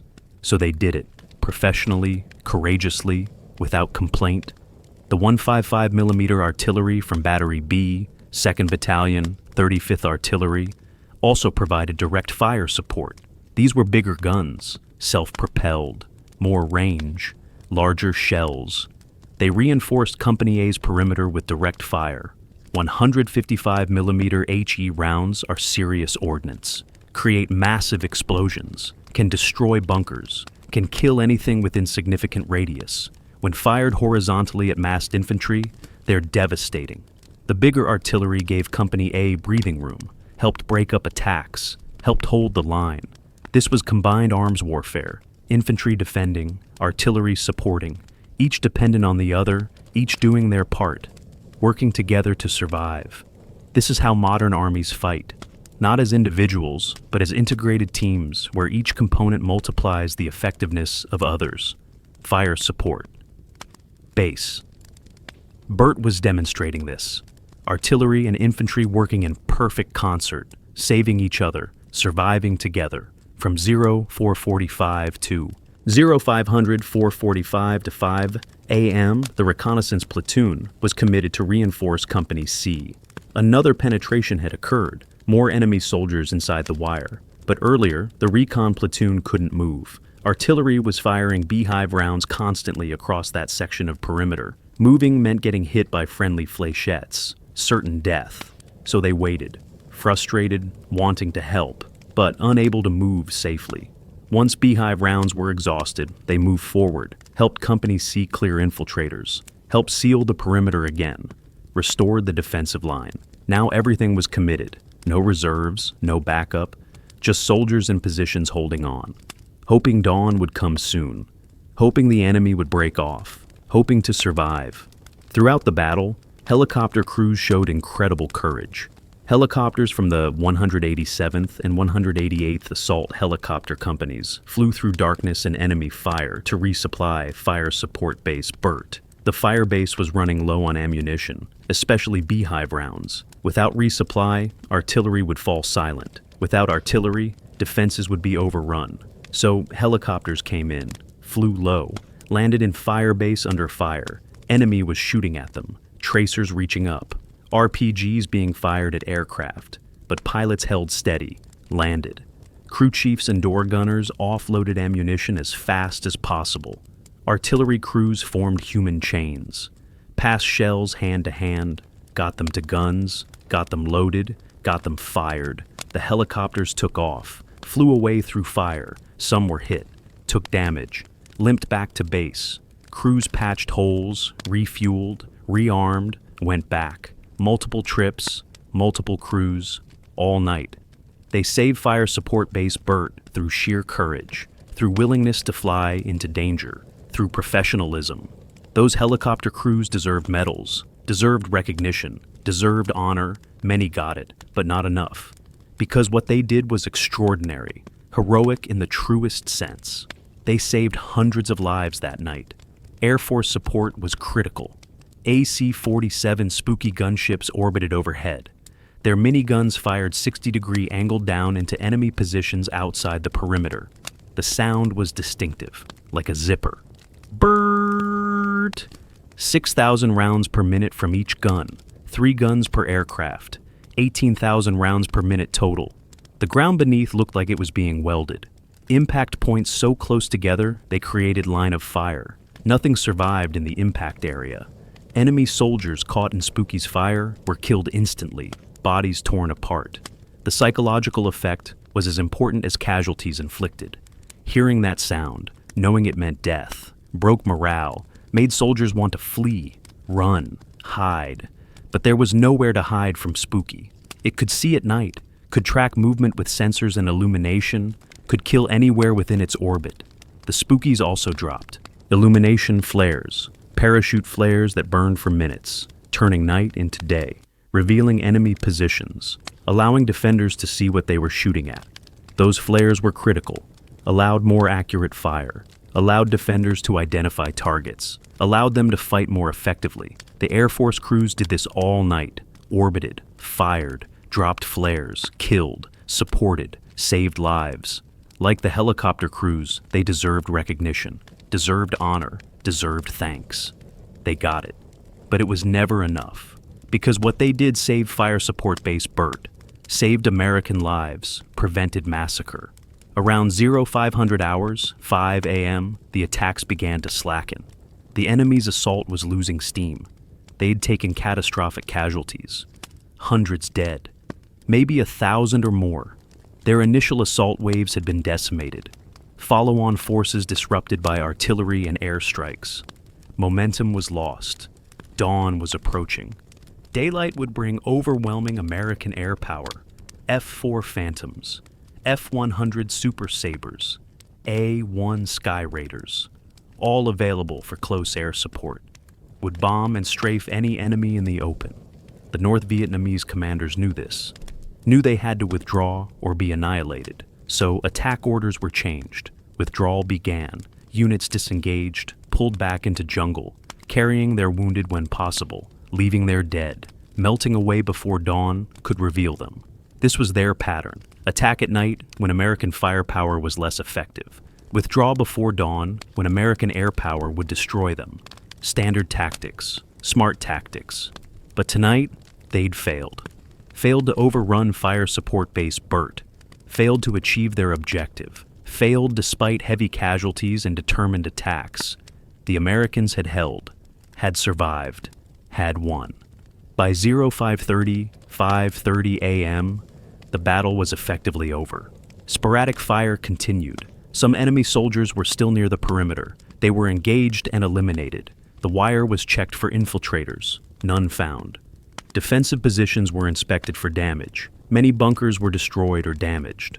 Wire was breached in multiple places. Equipment was destroyed, but the perimeter had held. The firebase remained in American hands. Soldiers began to relax, realized they'd survived. The tension that had sustained them through 5 hours of combat began to drain away. Some collapsed from exhaustion. Some wept with relief. Some just sat silently, staring, unable to process what they'd experienced, unable to believe they were still alive. This was the come down, the crash after adrenaline, the psychological decompression after mortal fear. Different men handled it differently, but all were affected. All were changed. What they'd experienced would mark them forever. Dawn came slowly, light filtering through smoke and haze, revealing the battlefield. And what dawn revealed was horror, bodies everywhere. Over 400 North Vietnamese and Viet. Cong soldiers lay dead around Fire Support Base Burt. They were piled in places, stacked 3 and 4 deep where they'd been killed trying to breach the wire, sprawled individually where artillery had caught them, torn apart where beehive rounds had hit them, burned where napalm or white phosphorus had struck them. The ground was soaked with blood. The smell was indescribable. Cordite from explosives, burned flesh, death. The metallic smell of blood. The sweet, sick smell of opened bodies. Soldiers who thought they'd seen everything were shocked by the scale of carnage. This wasn't a battle. This was industrial killing, firepower overwhelming human flesh, the price of modern warfare written in corpses. American casualties were being counted, 23 dead. Some had been killed early in the battle. Others had died later from wounds. Some had been killed when positions were overrun temporarily. Some by RPGs or mortar fire. Each one was a tragedy. Each represented a family that would receive the worst news possible. Each was a life cut short. Young men who'd never grow old, never have careers, never have families, never live the lives they dreamed about. Gone. The 153 wounded were being treated. The aid station was overwhelmed. Medical personnel worked frantically. Triage decisions were being made. Who needed immediate evacuation? Who could wait? Who was beyond help? Terrible decisions. Necessary decisions. Wounded were being stabilized, prepped for medevac. The most seriously injured went first, loaded onto helicopters, flown to surgical hospitals. Some would die anyway. Some would recover fully. Most would carry scars, physical and psychological, forever. This was the cost. This was the butcher's bill. This was what victory looked like. 23 dead, 153 wounded, over 400 enemy dead. By any tactical measure, an American victory, a decisive victory. But it didn't feel like victory. It felt like survival. Barely. Medical evacuation helicopters arrived with first light. Dust off. The call that every wounded soldier prayed to hear. Dust off inbound. Help was coming. The helicopters landed on the pad in the Firebase Center. Litter bearers carried wounded from aid station to aircraft. Most seriously injured went first. Some were unconscious, some were screaming, some were silent, in shock, staring at nothing. Medics and corpsmen worked to stabilize them. Insert IVs, apply pressure bandages, give morphine for pain, do whatever possible to keep them alive until they reached surgical hospital. The helicopters took off, flew away, came back, multiple trips, multiple aircraft, getting all the wounded out. This was their mission. This was what dust-off crews did. Saved lives, evacuated wounded, gave men a chance to survive. They did it under fire if necessary, did it in terrible weather, did it whenever called. They were heroes, every single one. The dead were being prepared for evacuation. Bodies were placed in rubberized bags, body bags zipped up, dog tags checked against casualty lists, making sure identification was correct. Personal effects collected. Watches, wallets, letters, photographs. Everything would be sent home to families. The bodies would be taken to graves registration, would be prepared for shipment home, would be buried with full military honors. Their families would receive folded flags, would receive thanks of grateful nation, would receive their sons' or husbands' belongings, would grieve, would carry loss forever. This was the reality behind the statistics. 23 dead wasn't just a number. Was 23 families destroyed? 23 futures erased. 23 holes in universe that could never be filled. The soldiers handling bodies were quiet, respectful. This was their duty, their final service to fallen brothers. They did it carefully, reverently, because these were their friends, their comrades. Could have been them, next time might be them. So they treated dead with respect, with honor, with love. The enemy dead presented an immediate problem. Over 400 bodies. You cannot just leave 400 bodies in tropical heat. They decompose rapidly. Disease spreads. Rats and insects multiply. The smell becomes unbearable. Health hazard aside, you cannot operate from a fire base surrounded by rotting corpses. Something had to be done immediately. Command made a decision. The same decision that's been made on battlefields throughout history when faced with mass casualties. Dig mass graves, use heavy equipment, get it done quickly. It's not pretty, not dignified, not what anyone wants, but it's necessary. It's practical. It's the only option when faced with this scale of death. So bulldozers were brought in and the grim work began. The bulldozer operator was a combat engineer. His normal job was construction, building roads, improving positions, clearing obstacles. Today his job was burial detail. He climbed onto his machine, started the engine, began digging a trench. Long trench, deep trench, mass grave. The The bulldozer's blade bit into earth, pushed it aside, created a pit large enough to hold hundreds of bodies. This took time. The soil was hard in places, the work was heavy, but the operator kept at it, dug the trench, prepared the grave, did his job even though it was the worst job imaginable, even though he'd remember this forever, even though digging mass graves for enemy soldiers was not what he'd signed up for. He did it because someone had to, because it was necessary, because his comrades needed it done. Then came the collection. Soldiers detailed to the task moved through the battlefield, body by body. Some were dragged to the trench, grabbed by arms or legs and pulled. Some were carried by multiple soldiers, 2 or 3 men lifting, moving as quickly as possible because touching dead bodies is horrific. Some bodies were intact, others were torn apart by beehive flechettes or artillery. Those had to be collected piece by piece, gathered in ponchos or shelter halves, carried to the trench, dumped in. This was nightmare work. The smell was overpowering. Many soldiers vomited, worked through it, kept going because the job had to be done. The dead enemy soldiers were of all ages. Some looked like teenagers, couldn't have been more than 16 or 17. Others were older, veterans with scars from previous battles. Some wore NVA uniforms, khaki or green. Some wore black pajamas, VC. Some had no identification, no way to know who they were. All went into the trench, body after body, piled together. No ceremony, no prayers, no recognition, just efficient disposal of remains. Oliver Stone watched this. He was wounded, had been hit by shrapnel during the battle. Not life-threatening wounds, painful, bloody, but survivable. He was awaiting medevac, sitting near the helicopter pad. And he watched the bulldozer, watched the soldiers dragging bodies, watched the trench filling with corpses, watched the machine's efficiency, watched the industrial scale of death. And it burned into his memory, seared into his consciousness in a way that would never fade, would never diminish.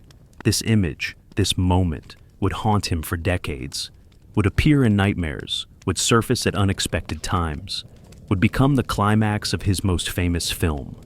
The bulldozer operator worked methodically. Bodies were dragged to trench edge, pushed in, pushed down to make room for more, layer upon layer. The trench filled slowly. Hundreds of bodies, some North Vietnamese in uniform, some Viet Cong in civilian clothes, some just young men whose lives ended in violence on foreign soil fighting for cause they believed in. All enemies, all tried to kill the Americans, all were killed instead. And now, all shared a mass grave. No names, no markers, no one would know who they were. No families would be notified, no burials with honors. Just a trench in Vietnam, forgotten, anonymous. This was the fate of soldiers who lost, who died on the wrong side, who were expendable in their commander's calculations. When the trench was full, the bulldozer operator changed tasks. He pushed earth over the bodies, covered them, buried them. The blade scraped earth back into the trench, covered corpses, layer by layer, until nothing was visible, until the trench was filled, until the ground was roughly level. Then he smoothed it, packed it down, made it as level as possible, and that was it. Over 400 men buried. Maybe 10 minutes of work with the bulldozer, efficient, quick, necessary, but horrifying to watch, horrifying to think about. These had been human beings, someone's sons, maybe someone's fathers, now just anonymous corpses in an unmarked grave in the Vietnamese jungle. That's war. That's what war reduces people to. That's the ultimate cost. Death without dignity, burial without honor, forgotten. Stone would never forget. He carried that image back to the world, carried it through struggles with PTSD, through film school, through early career struggles. And when he finally made Platoon, when he finally could tell his Vietnam story, he included that scene, made sure audiences would see what he'd seen, the bulldozer, the bodies, the mass grave, the industrial efficiency of death. He filmed it carefully, made it as accurate as memory allowed, made it horrible because it was horrible, made sure people would be disturbed because he'd been disturbed, made them confront what war actually meant, what victory actually looked like. That scene in Platoon shocked audiences, traumatized some, made people look away. But it was truth. It was what actually happened, and Stone felt obligation to show it, to make people understand, to honor the dead, enemy and friendly alike, by not sanitizing their deaths, by showing the awful reality. That's artistic courage. That's honoring experience. That's what makes Platoon important. Not just as film, but as testimony, as witness, as evidence of what happened at Fire Support Base Burt on January 2nd, 1968. The defenders of Fire Support Base Burt survived because of superior firepower, intelligently applied under desperate circumstances. 3 weapon systems proved decisive. Artillery beehive rounds fired in direct fire mode, attack helicopters providing continuous close air support, and AC-47 spooky gunships dropping fire from above. Understanding how these weapons were employed, understanding the tactical decisions behind their use, helps explain how 450 Americans defeated several thousand enemy soldiers. Helps explain why Fire Support Base Burt held when by all logic it should have been overrun. Let's examine each weapon system in detail, because the stories of these weapons and the men who operated them deserve telling. Beehive rounds. The official designation was M546. These were 105mm artillery projectiles specifically designed for anti-personnel use. Each round was essentially a giant shotgun shell. Contained approximately 8,500 flechettes, small steel darts about 1 inch long, with fins for stability in flight. The flechette design was based on World War I technology, actually. French forces had used flechettes dropped from aircraft. Americans refined the concept, made it artillery delivered. The M546 round worked through timed expulsion. The projectile would be fired. At a preset distance, calculated during loading, a small explosive charge would detonate. This charge would blow open the front of the projectile and eject all 8,500 flechettes forward. They'd spread in a cone pattern. The farther from the gun, the wider the spread. At optimal range, maybe 500 to 1,500 meters, the flechettes would cover an area roughly 40 meters wide and 60 meters deep. Anything in that area would be hit. Flechettes would penetrate helmets, body armor, sandbags, light cover. They were devastatingly effective against personnel. But at Fire Support Base Burt, the artillery crews weren't using beehive rounds at optimal range. They were firing them point blank, maybe 50 meters, sometimes less. This was incredibly dangerous for everyone. The expulsion charge would detonate almost immediately after firing. Flechettes would spread, but not far. The cone would be narrow, very narrow, but the concentration would be incredible.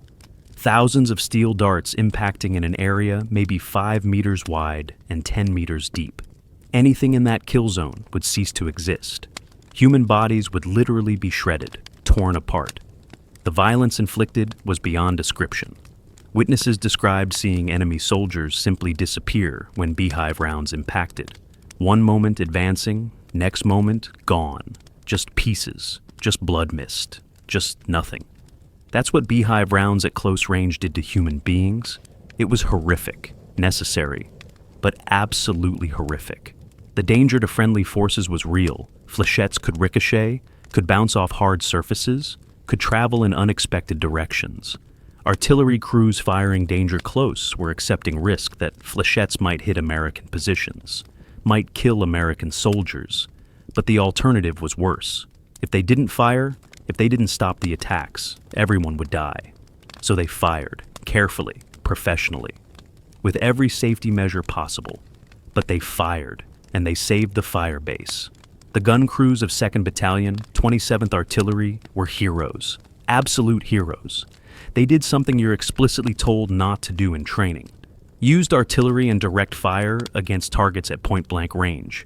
They did it because the situation demanded it, because infantry needed them, because there was no other option, and it worked. It stopped the attacks. It sealed breaches. It saved lives. Without beehive rounds, Fire Support Base Burt would have been overrun. Everyone acknowledges this. The artillery saved everyone. Their courage, their skill, their willingness to take risks made the difference between survival and annihilation. Lieutenant Colonel John William Vesey Jr. commanded the 2nd Battalion, 27th Artillery during the battle. He was an artillery officer with extensive experience. World War II veteran. Korea veteran. now Vietnam. He'd seen combat, knew what artillery could do, knew its limitations, knew when rules could be broken. That night, Vesey made the critical decision to employ beehive rounds and direct fire. He authorized danger close fires. He accepted the risks. He took responsibility. That's leadership, making hard decisions, accepting consequences, doing what's necessary regardless of personal risk or career implications. Vesey's decision saved Fire Support Base Burt, saved hundreds of lives. He'd later become a 4-star general, would serve as chairman of the Joint Chiefs of Staff, the highest-ranking military officer in the United States. But his finest moment was probably that night at Fire Support Base Burt when he made the call that saved the fire base. When he demonstrated that he valued mission accomplishment and soldier survival over career safety. That's the kind of officer soldiers follow. That's the kind of leader that wins battles. Vesey was that leader. The howitzer crews themselves were young men, mostly enlisted soldiers, privates and specialists and corporals, led by sergeants. They'd trained on their guns stateside, had practiced standard fire missions, high-angle fire, indirect fire, firing at targets they couldn't see, adjusting based on forward observer corrections, standard artillery doctrine, but nothing prepared them for Fire Support Base Burt. Nothing prepared them for aiming horizontally, for loading round after round as fast as physically possible, for firing at targets they could see, targets that were shooting back. Standard artillery doctrine says you position guns far from front lines, in protected positions, where enemy can't engage you directly. But at Fire Support Base Burt, artillery was on the front line. Artillery was the front line, and the crews had to perform under direct fire, with enemy soldiers sometimes less than 100 meters away. That takes courage, that takes discipline, that takes training so ingrained that you function automatically even when terrified. The artillery crews had that training, had that discipline, had that courage, and they performed magnificently. Loading 105mm rounds is physical work. Each projectile weighs about 33 pounds. Each propellant charge adds more weight. You have to lift the round, position it, ram it home, close the breech, attach the lanyard, fire, open the breech, eject the casing. The casing is hot, smoking, you push it aside, load the next round, do it again, and again, and again.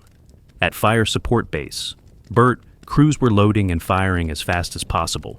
Maximum rate of fire for 105mm howitzer is about 8 rounds per minute with well-trained crew. But that's unsustainable. Gun gets too hot. Crew exhausts. Normal sustained rate is maybe 3 to 4 rounds per minute. But that night, crews maintained near maximum rates for hours. Loading, firing, muscles screaming, ears ringing from concussion, powder residue covering everything, eyes watering from smoke, arms aching from lifting. But they kept going, kept firing, because stopping meant death. For them, for infantry, for everyone. So they worked through pain, through exhaustion, through fear, did their jobs, saved the day. These young soldiers, these crews, deserved medals. Many received them. But recognition can never be adequate for what they did, for the courage they showed, for the lives they saved. Attack helicopters provided critical support throughout the battle. Specifically, UH-1 Huey gunships from assault helicopter companies. These weren't the later AH-1 Cobra attack helicopters. Those would come. But in 1968, attack helicopter meant modified Hueys. Take a standard UH-1 utility helicopter, remove some troop seats, mount weapon systems, door-mounted M60 machine guns, rocket pods with 19 2.75-inch rockets each, maybe a minigun in the nose. You had a gunship, not heavily armored, not designed for this role, but effective when properly employed. And the helicopter crews knew how to employ them. The gunship pilots flew in darkness. This was incredibly dangerous. Night flying in combat is difficult under any circumstances. Difficult to maintain orientation, difficult to see terrain, difficult to avoid obstacles. Add enemy fire, and it becomes nearly suicidal. But the pilots did it. They orbited Fire Support Base Burt, watched for enemy concentrations, attacked with rockets and machine guns. They coordinated with ground forces, listened to radio calls, attacked where directed, suppressed enemy weapons, broke up attacks before they developed. They flew low, sometimes very low, because that's where you're effective. But low altitude means you're vulnerable. Small arms fire can hit you. RPGs can reach you. You're exposed. But they flew low anyway, because that's what the mission required, because soldiers on ground needed them.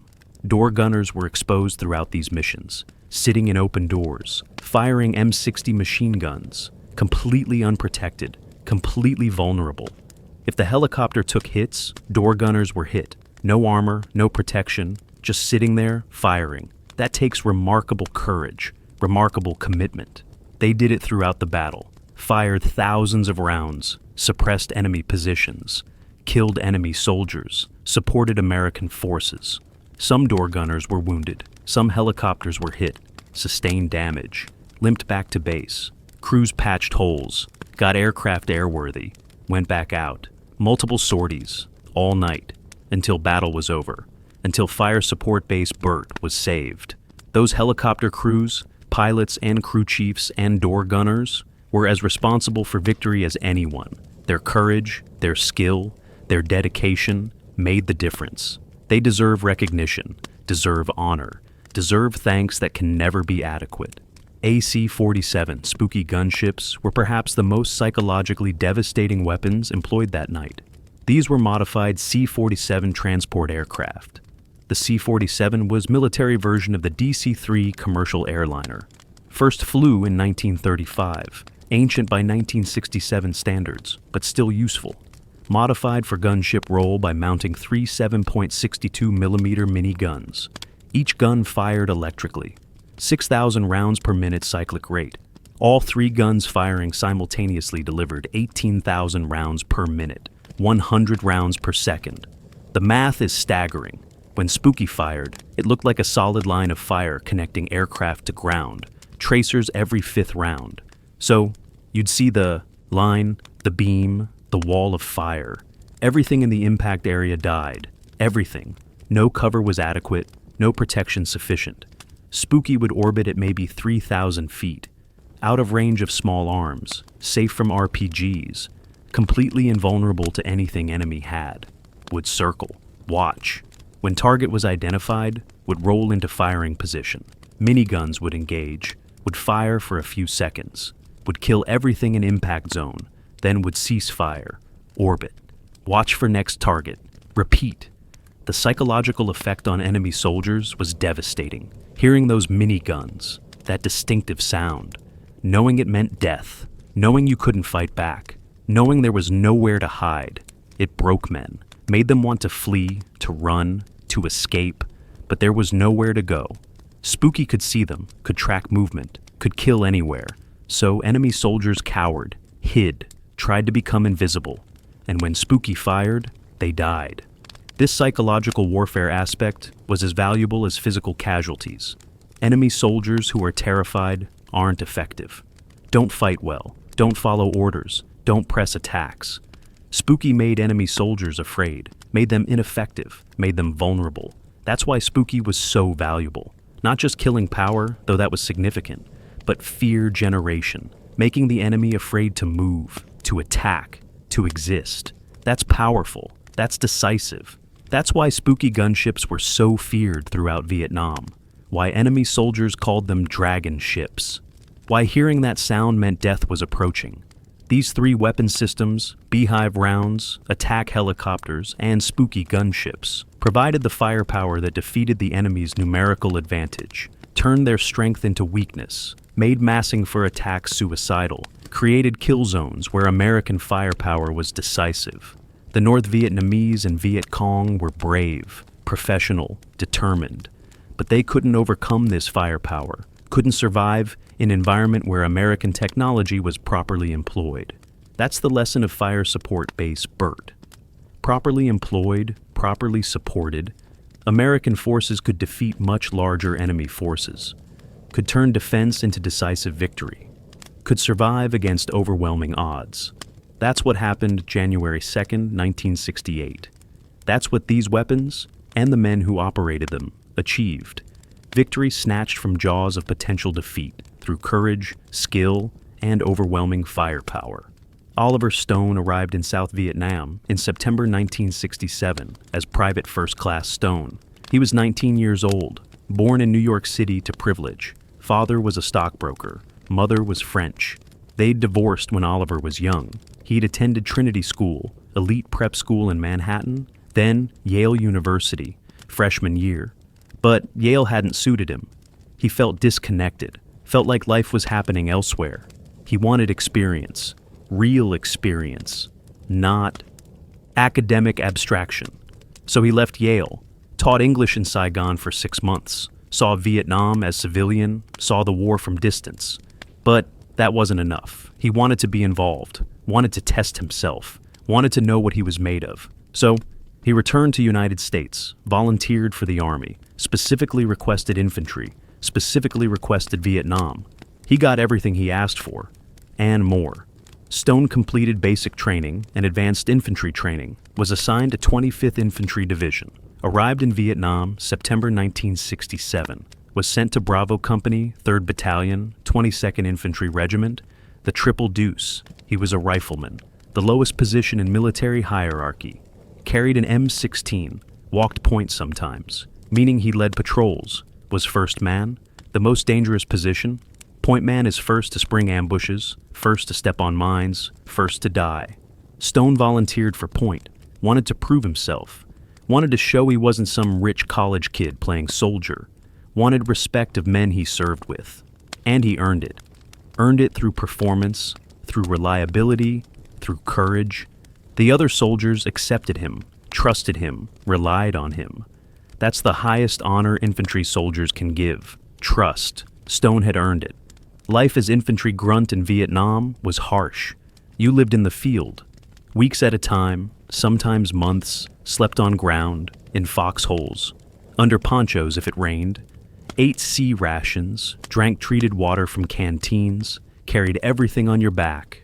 Weapon, ammunition, grenades, claymore mine, rations, water, spare clothes, personal items, maybe 60 to 70 pounds total. You walked, humped, patrolled, every day, through jungle, through heat, through humidity that made breathing difficult, through terrain where every step was effort. You were constantly wet, from rain, from sweat, from water crossings, your feet rotted, immersion foot, jungle rot, infections.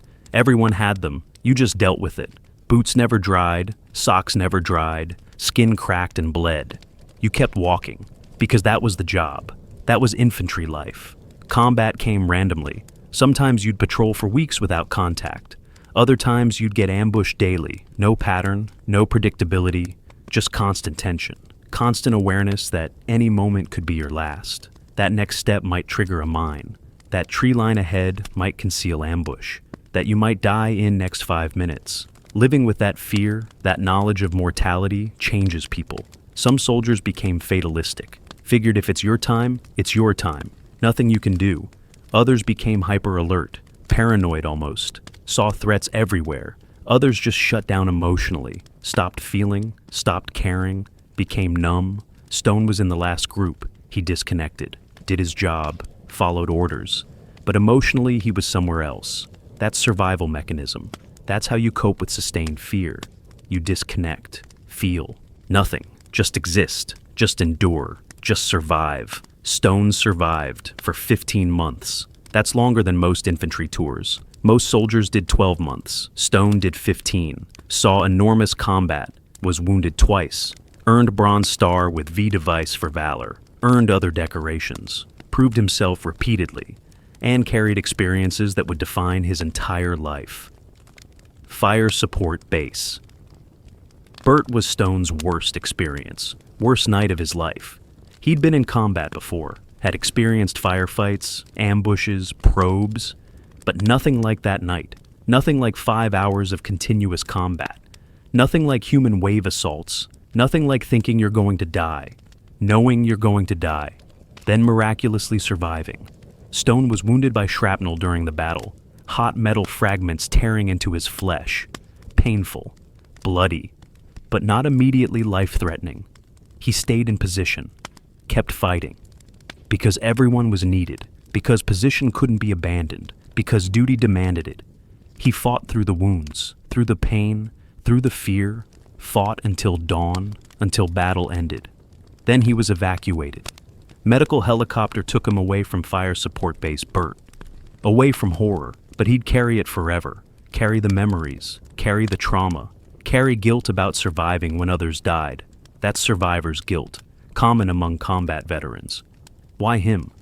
Why did he survive when better men died? No good answers, just questions, just guilt, just weight that never completely lifts. Stone completed his tour, came home to the United States in late 1968. The country had changed, or maybe he'd changed and couldn't recognize his country anymore. The anti-war movement was in full force. Protests, demonstrations, hostility toward veterans. Stone struggled, post-traumatic stress disorder, though it wasn't called that yet. Nightmares, flashbacks, difficulty adjusting, difficulty connecting with people, difficulty caring about civilian concerns that seemed trivial compared to survival. He drifted, drove a taxi in New York, tried to write, wrote about Vietnam, wrote screenplay called Break about a soldier's experiences. Nobody wanted it, nobody cared. The country was tired of Vietnam, wanted to forget, wanted to move on. Veterans were reminders of failure, of national shame. They weren't welcomed, weren't honored, were mostly ignored. Stone felt this, felt the rejection, felt his service meant nothing, that his sacrifice was worthless, that everything he'd experienced, everything he'd endured was forgotten. That anger, that sense of betrayal, would fuel much of his later work. Stone attended film school, New York University, studied under Martin Scorsese, learned filmmaking, found he had talent, found he could tell stories visually. He wrote screenplays. Midnight Express won Academy Award. Scarface was controversial, but successful. Year of the Dragon, he was establishing himself as screenwriter, but he wanted to direct. Wanted to tell his own stories, his own way. Especially wanted to tell Vietnam's story, his Vietnam story. So he wrote Platoon, based on his experiences, based on men he'd served with, based on what he'd seen and done, based on Fire Support Base Burt, based on everything he'd carried for almost 2 decades. He tried to get it made. Nobody wanted it.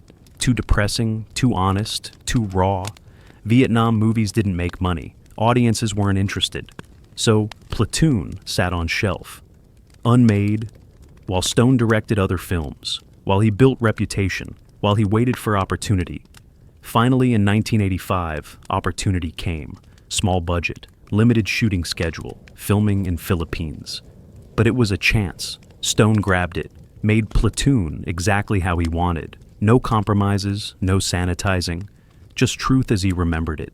He cast young actors, Charlie Sheen, Tom Berenger, Willem Dafoe, Johnny Depp, Forrest Whitaker, put them through mini boot camp, made them live like infantry for 2 weeks. No showers, no comfort, just training and discomfort, made them understand what soldiers experienced. Then he filmed, shot chronologically when possible, made actors exhausted, made them uncomfortable, made them irritable, because that's how soldiers felt. That's authenticity. That's commitment to honesty. Stone knew what combat looked like, sounded like, felt like. He'd lived it. Now he'd film it, show it, make audience experience it, make them understand what American soldiers endured, what war actually meant. Not glory, not heroism, just survival, just fear, just violence, just trying to stay alive one more day. Platoon, released in December 1986, was immediate critical success. Audiences responded, veterans responded. Finally, someone had told their story. Finally, someone had shown what Vietnam was actually like. The film made money, won Academy Awards, Best Picture, Best Director for Stone. Other awards, became cultural phenomenon, changed how Americans viewed Vietnam, changed how Americans viewed veterans, created understanding, created empathy, validated experiences of soldiers who'd been ignored for almost 2 decades. That was Stone's gift. That was his revenge against country that had rejected him. He made them see, made them understand, made them acknowledge what Vietnam veterans had experienced. That's why Platoon matters, not just as film, but as act of witness, as testimony, as validation. Oliver Stone took his trauma, his experiences, his memories, and created art that mattered, created art that changed perception, created art that honored those who'd served. That's artistic achievement of highest order. That's why Oliver Stone's journey from grunt to auteur matters. Because he used his art to tell truth, to honor dead, to validate survivors, to make sure America remembered. 30 days after Fire Support Base Burt. Exactly 30 days. January 31st, 1968. Tet, Lunar New Year, the most sacred holiday in Vietnamese culture. Another ceasefire had been declared. Both sides agreed. Then at 2:30 a.m., everything exploded. Coordinated attacks throughout South Vietnam. Simultaneous assaults on over 100 cities and towns. Saigon, Hue, Can Tho, everywhere. Military bases attacked. The American embassy in Saigon penetrated by sapper team. Khe Sanh besieged. Massive assaults. Overwhelming assault. The Tet Offensive. The largest communist military operation of the entire war. And it changed everything. Changed the war, changed American policy, changed history. But it didn't come from nowhere. It was planned, rehearsed, and Fire Support Base. Burt was part of that preparation. The communist leadership had decided in mid-1967 to launch a general offensive, multiple objectives, spark popular uprising against Saigon government, demonstrate that Americans couldn't protect South Vietnam, achieve psychological and political victory even if tactical results were mixed, undermine American public support for war, force negotiations on favorable terms. It was ambitious, risky, required coordinating every communist unit in South Vietnam, required secrecy, required surprise, required intelligence, intelligence about American defensive tactics, about how Americans responded to mass assault, about American firepower, about American command and control. That intelligence required reconnaissance, required probing attacks, required testing. American responses under realistic combat conditions. Fire Support Base. Burt was one of those tests, one of those reconnaissance operations. The attack on January 1st and 2nd was deliberate preparation for Tet. The communist commanders knew they'd take heavy casualties attacking Fire Support Base Burt. Expected it. Accepted it. Because the intelligence gained would be worth the cost. They learned how Americans defended fixed positions, learned about defensive wire, about artillery employment, about air support, about command structures, about medical evacuation, about resupply. They learned that Americans would stand and fight, that firepower could overcome numbers, that attacking at night helped but wasn't decisive. They learned that American morale held under pressure, that units didn't break easily, that leadership functioned even in chaos. All valuable lessons, all applied during Tet. The tactics used at Fire Support Base Burt were refined, improved, applied across South Vietnam 30 days later. Human wave assaults, sapper attacks, RPG employment, mortar barrages.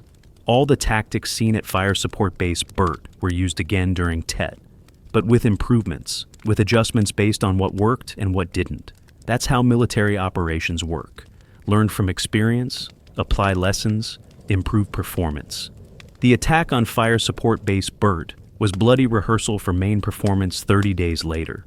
Tet was tactically disastrous for communists. They achieved surprise. Initially, penetrated some cities, held some objectives temporarily, but American and South Vietnamese forces counterattacked effectively, retook ground, inflicted enormous casualties. Communist forces lost over 40,000 dead during Tet and immediate aftermath.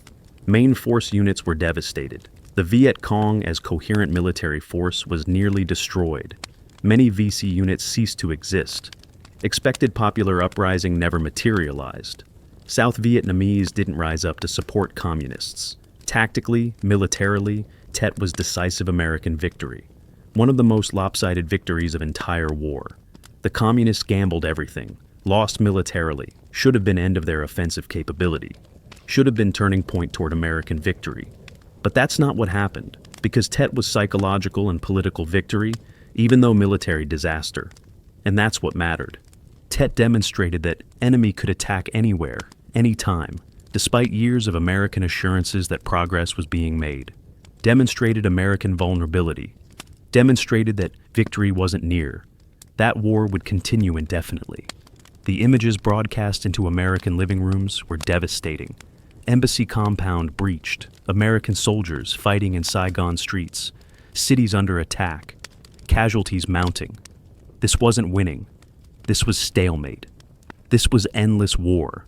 American public turned decisively against war after Tet. Opinion polls showed majority wanted de-escalation, wanted withdrawal, wanted end to American involvement. Political support collapsed. President Johnson announced he wouldn't seek re-election. Bombing of North Vietnam was restricted. Peace negotiations began. The war began winding down. Not because America was militarily defeated. America was winning militarily.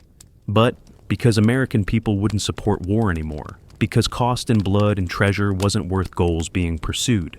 Because political will collapsed. That's what Tet achieved. That's why it was strategic victory despite tactical defeat. That's why it mattered. Fire Support Base Burt's connection to Tet was clear in hindsight. The timing, the tactics, the scale, the ceasefire violation, all pointed to preparation for something larger. But intelligence didn't connect the dots, didn't recognize pattern. When Tet came, it caught American forces partially by surprise despite template from Soy cut. Units were on alert because of ceasefire, but full-scale coordinated attacks weren't anticipated. The surprise was strategic, not tactical. Americans knew communists might attack, didn't know they'd attack everywhere simultaneously. That failure of intelligence cost lives, cost political capital. Could it have been prevented? Maybe. If someone had recognized that Fire Support Base Burt was reconnaissance, that New Year's Day attack was test for something bigger, that pattern suggested major offensive was coming, but nobody made those connections. Or, if they did, warning wasn't heeded. That's fog of war. That's failure of intelligence analysis. That's why military history matters. So lessons learned in blood aren't forgotten. So patterns are recognized. So mistakes aren't repeated. Fire Support Base Burt should have warned of Tet. Should have been recognized as preparation. Wasn't. That's tragedy. That's lesson. That's why remembering Soy cut matters beyond just honoring men who fought there.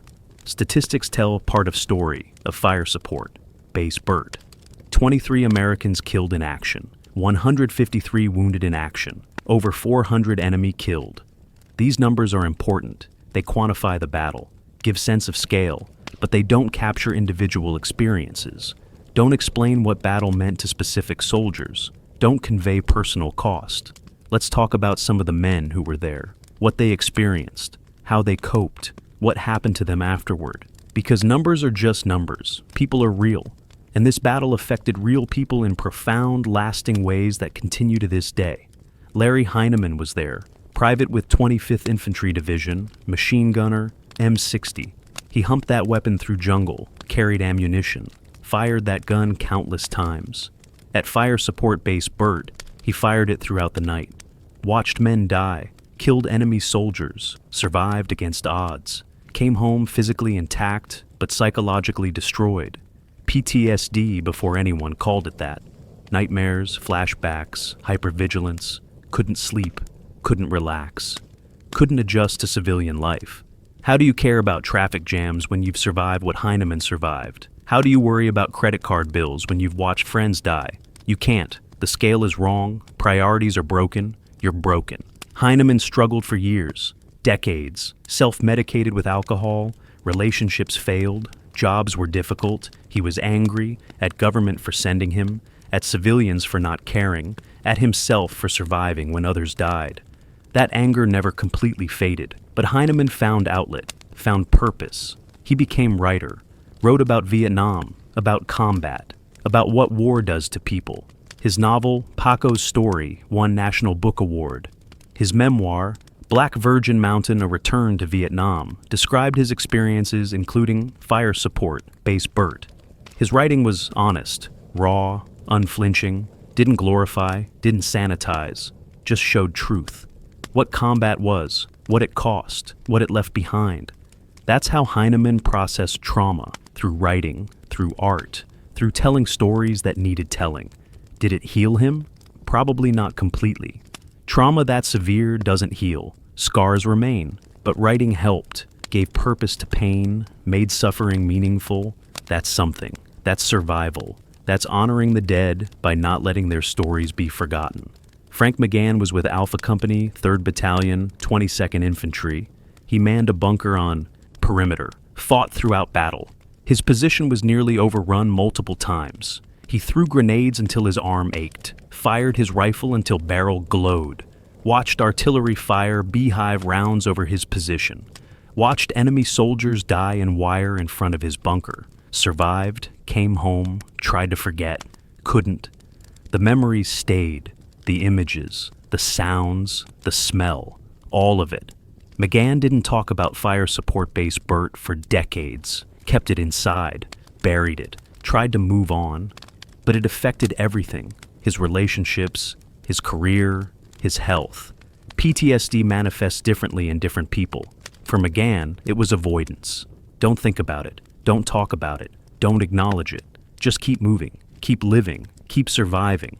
But trauma doesn't disappear because you ignore it. It festers, grows, eventually surfaces. For McGann, it surfaced years later. Depression, anxiety, health problems stress-related.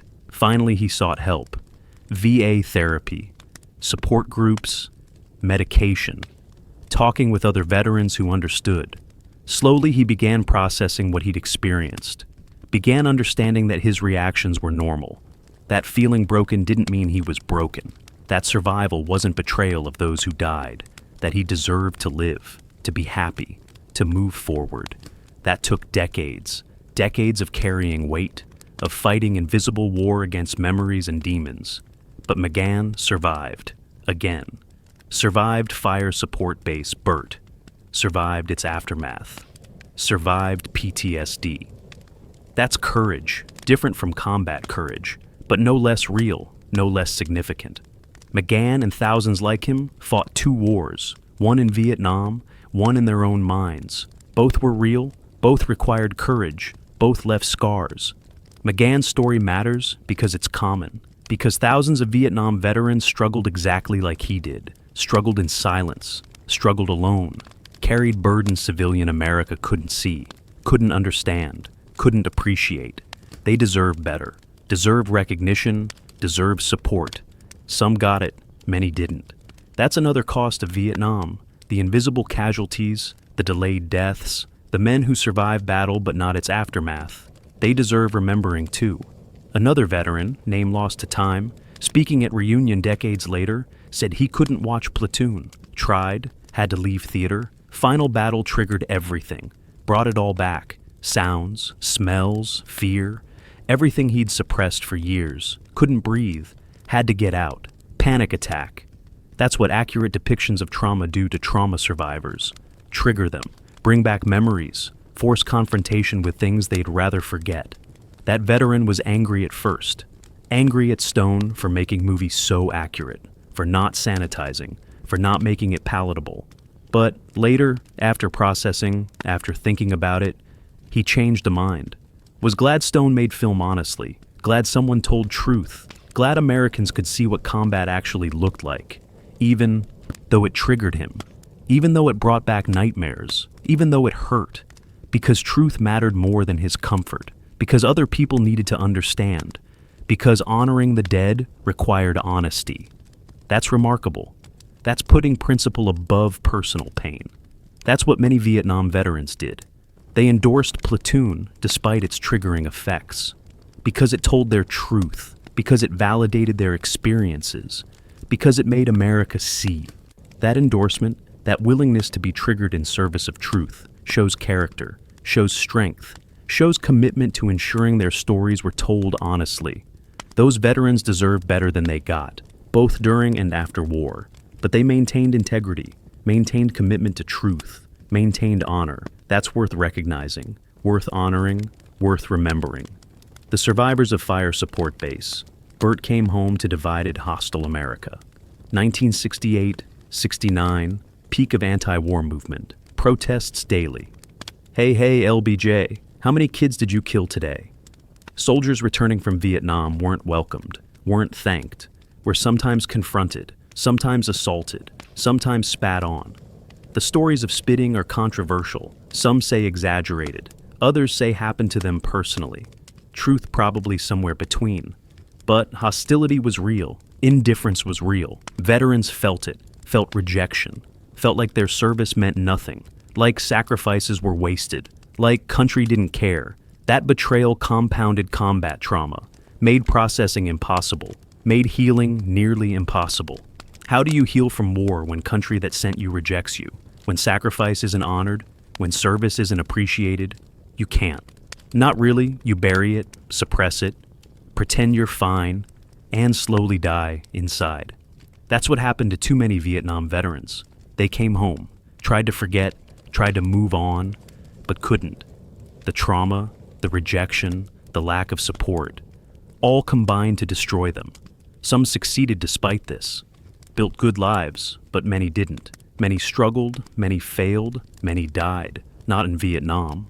But decades later, from accumulated trauma they couldn't overcome.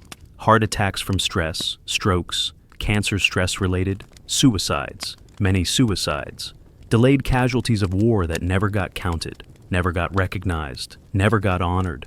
They deserve recognition now, deserve acknowledgement that their deaths were war casualties, that Vietnam killed them even though they survived combat.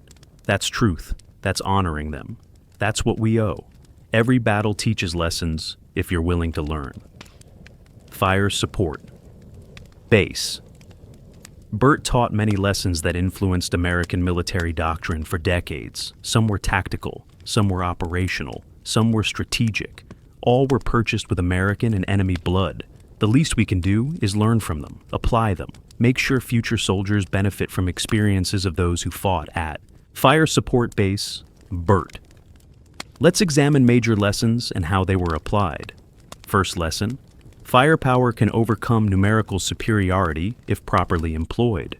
450 Americans defeated several thousand enemy soldiers at Fire Support Base Burt through superior firepower intelligently applied. Artillery, air support, small arms, integrated fires that multiplied effectiveness. This wasn't theory, this was reality, proven in combat. The lesson influenced fire support doctrine for next 50 years. Emphasis on combined arms, on integrating different weapon systems, on force multipliers. Modern American military doctrine assumes numerical inferiority, assumes we'll be outnumbered, but also assumes our firepower, our technology, our training will overcome that disadvantage. That assumption comes from battles like Fire Support Base Burt, from experiences where outnumbered Americans won through firepower. It's been validated repeatedly. First Gulf War, Iraq, Afghanistan, countless smaller engagements.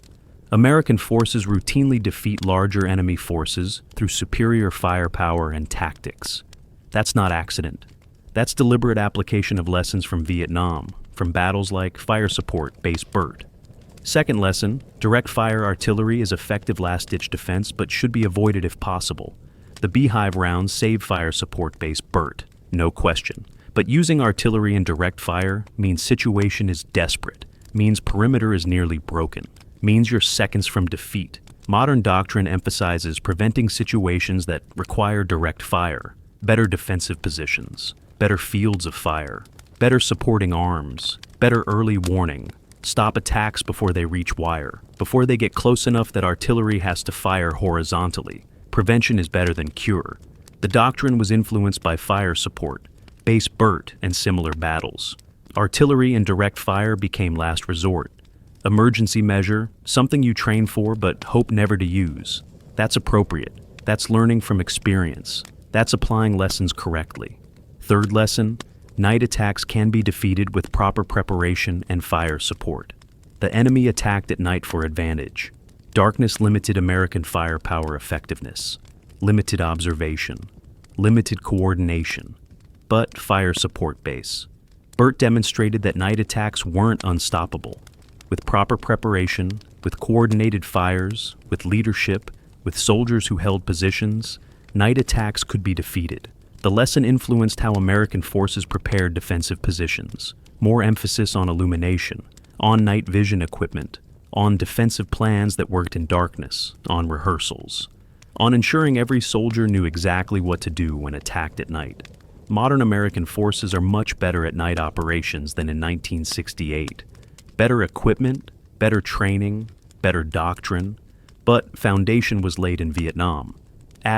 Places like Fire Support Base Burt, where night attacks were defeated through preparation and courage.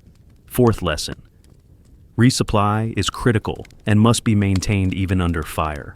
Fire Support Base Burt would have fallen if resupply failed. Artillery would have run out of ammunition. Infantry would have exhausted magazines.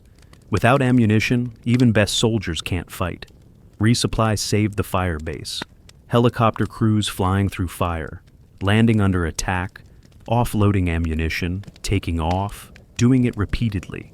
The lesson was incorporated into doctrine, emphasis on logistics, on maintaining supply lines, on ensuring combat units never run out of ammunition or critical supplies. Modern military puts enormous emphasis on logistics, on ensuring forces are properly supplied, on redundancy in supply chains.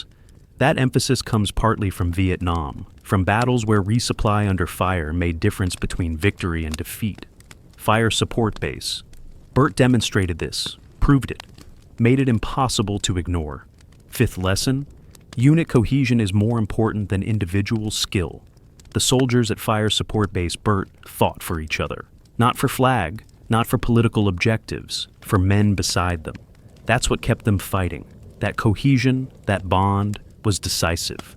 Without it, men would have broken, would have fled, would have surrendered. But cohesion held.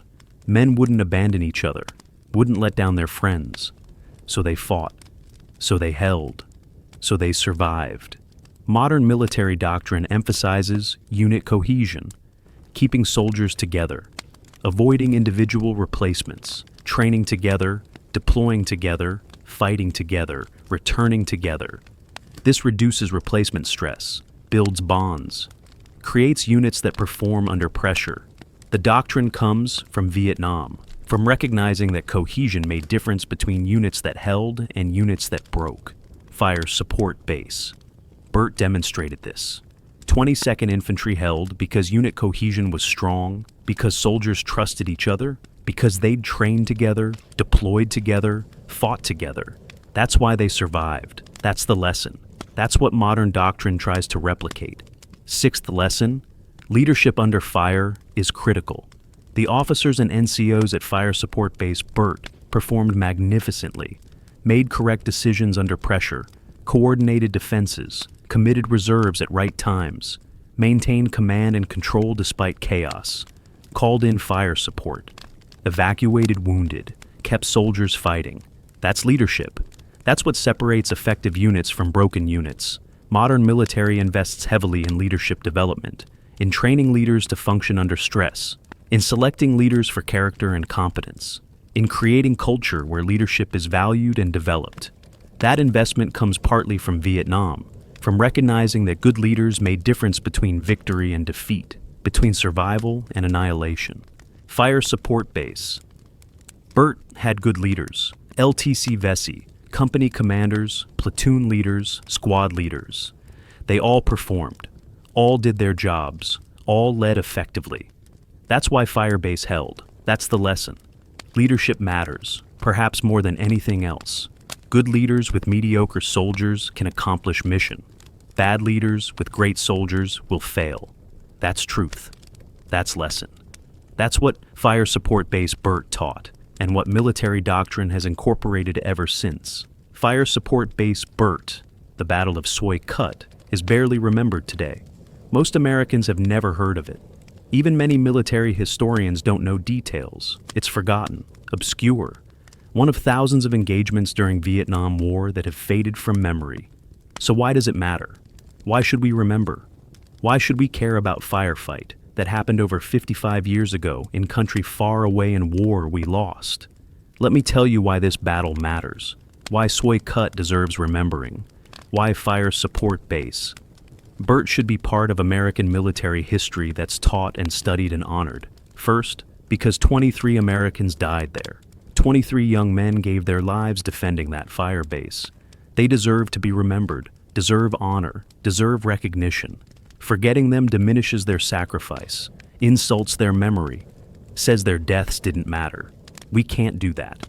We can't forget American soldiers who died in service just because war was unpopular or outcome unfavorable. They didn't choose the war. They were sent. They did their duty. They gave everything. That deserves remembering, deserves honoring, deserves ensuring their names, their stories, their sacrifices aren't lost to time.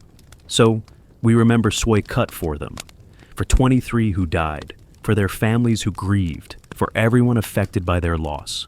We remember because that's minimum we owe them, because they earned that, because forgetting them would be final, unforgivable betrayal. Second, because battle inspired one of most important war films ever made, Platoon, Oliver Stone's masterpiece. Film that changed how Americans viewed Vietnam War. That created empathy for veterans. That showed combat's reality without glorification or vilification. Just honest depiction of war's horror and humanity. Platoon's final battle is Fire Support Base Burt. Millions have seen that scene, been affected by it, felt its impact. They should know it was real, should know Stone was there, should know events they watched actually happened. That's why Soi Kut matters. Because it became part of American culture through Platoon. Because it influenced how generations understand war. That's cultural significance. That's legacy. That's why battle deserves recognition beyond military history. It's part of broader American consciousness, even if most people don't know battle's name. Making that connection explicit, telling people Platoon's final battle was real, gives context, gives meaning, honors the actual battle and men who fought it. That's worth doing. That's why remembering matters. Third, because battle teaches lessons still relevant, about combat, about courage, about survival against odds, about what Americans can accomplish when properly led and properly supported. Military should study this battle, should extract lessons, should apply them to training and doctrine. That's how we honor dead, by learning from their sacrifice, by applying lessons they purchased with blood, by ensuring future soldiers benefit from their experience.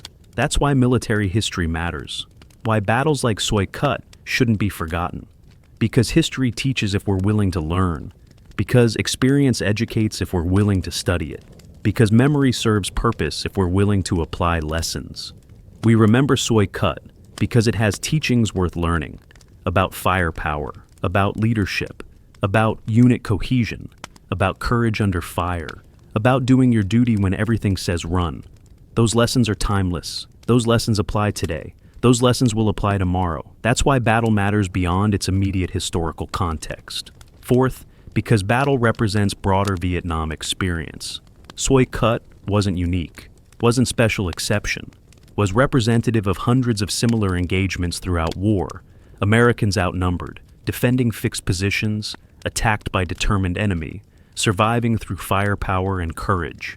That was Vietnam. That was the war. Small unit actions, company-level battles, desperate defenses, high casualties relative to forces engaged. Understanding Soi Kut helps understand broader war, helps understand what soldiers experienced, helps understand how war was fought.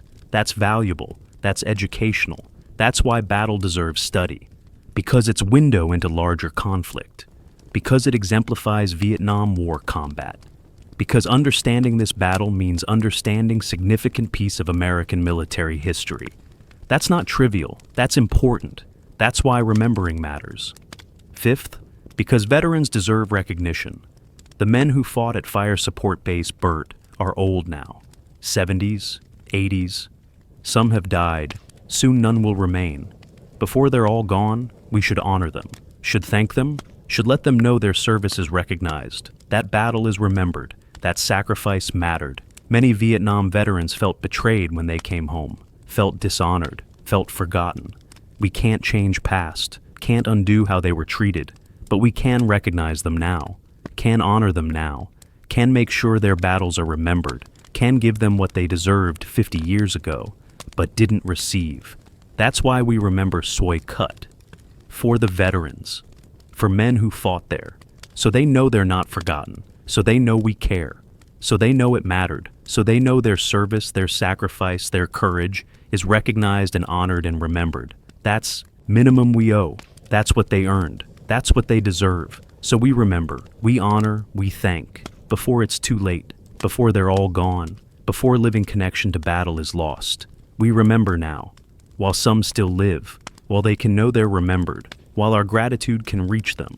That's why this battle matters. That's why Soi Kut must be remembered. That's why Fire Support Base Burt deserves place in American memory. Fire Support Base Burt doesn't exist anymore. The location in Tay Ninh province is jungle again. Nature reclaimed it within years of abandonment. The bunkers were dismantled or collapsed. Wire was removed or rusted away. Fighting positions filled with earth and vegetation. If you visited site today, you'd see trees, dense jungle, maybe slight scarring on ground if you knew exactly where to look and had time to search. But nothing obvious. Nothing that says desperate battle happened here. Nothing that honors men who fought. No monument, no marker, no plaque, no memorial, just jungle. Silent, empty, indifferent, as if nothing happened. But something did happen. Something that deserves remembering, deserves marking, deserves recognition. The 23 Americans who died are buried across America. Arlington National Cemetery has some. Other military cemeteries have others. Some are in hometown cemeteries. Small town graveyards with markers saying Vietnam and date of death. Their families visit when able, place flowers, remember, mourn. But most Americans don't know who they were, don't know their names, don't know their stories, their statistics, numbers. Names on wall in Washington. Vietnam Veterans Memorial. Important memorial. Powerful memorial. But individual stories are lost. Individual lives are forgotten. Individual sacrifices are anonymized. We should change that. Should tell their stories. Should remember them not just as names, but as people. As individuals with families, with dreams, with futures stolen. They earned that. They deserve that. Their families deserve that. That's part of honoring them. Making them human. Making them real. Making them remembered. The 153 wounded carried injuries home. Some physical. Missing limbs. Scars. Shrapnel still embedded in bodies. Chronic pain. Disabilities that affected rest of lives. Others psychological. PTSD, depression, anxiety, anger, all invisible, all real, all disabling in their own ways. Many struggled. Some overcame and built good lives. Others couldn't. Battle crippled them, even though they survived. That's delayed cost. That's secondary casualties. Those men deserve recognition too, deserve support, deserve acknowledgement that their struggles stem from service, that we owe them something, that they shouldn't fight demons alone. Modern VA system is better than 1970s system, but still not adequate, still not enough, still fails too many veterans. We can do better, must do better. For Fire Support Base Burt, veterans, for all veterans, that's how we honor their service, by taking care of them, by providing resources they need, by ensuring their sacrifices aren't compounded by neglect. That's minimum we owe. That's what they earned. That's what we should provide. Survivors who weren't physically wounded still carry scars.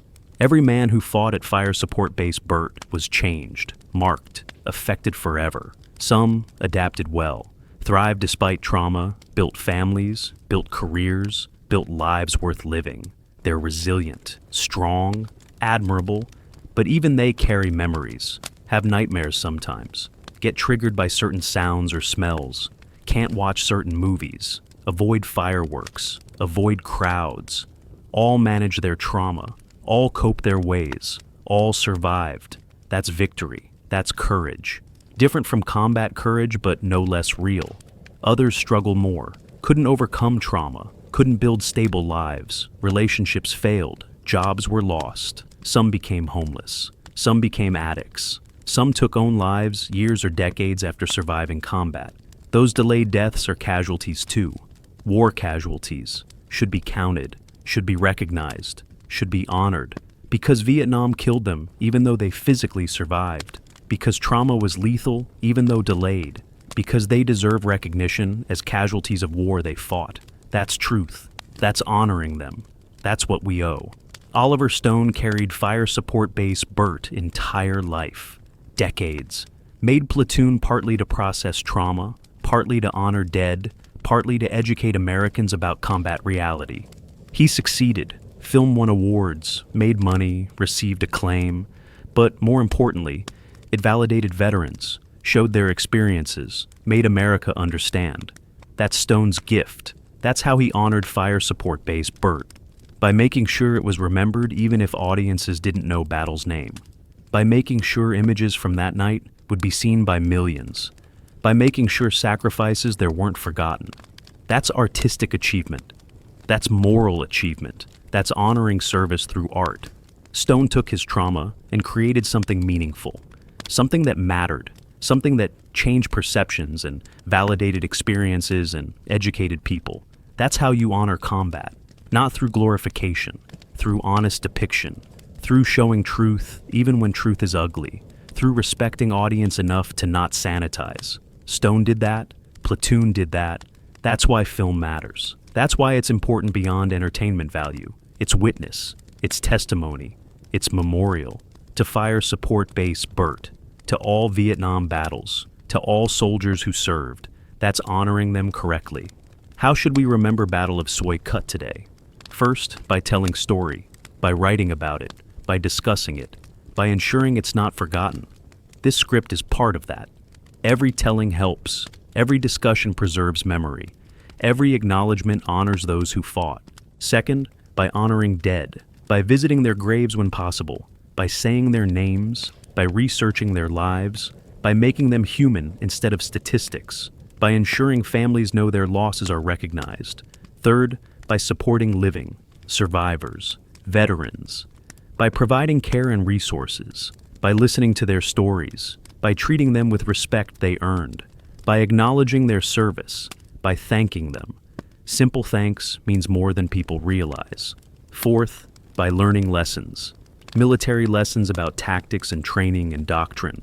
Human lessons about courage and sacrifice and cost. Historical lessons about war and politics and consequences. Lessons purchased in blood should be applied. That's how we honor sacrifice. By learning, by improving, by ensuring future soldiers benefit from experiences of past. Fifth, by connecting Platoon to reality, by telling people final battle was real, that Oliver Stone was there, that events they watched actually happened, that Fire Support Base Burt was real place where real men fought real battle. That connection gives context, gives meaning, makes history relevant, makes battle remembered even by those who never heard name Soi Cut. That's important. That's legacy. That's how we remember.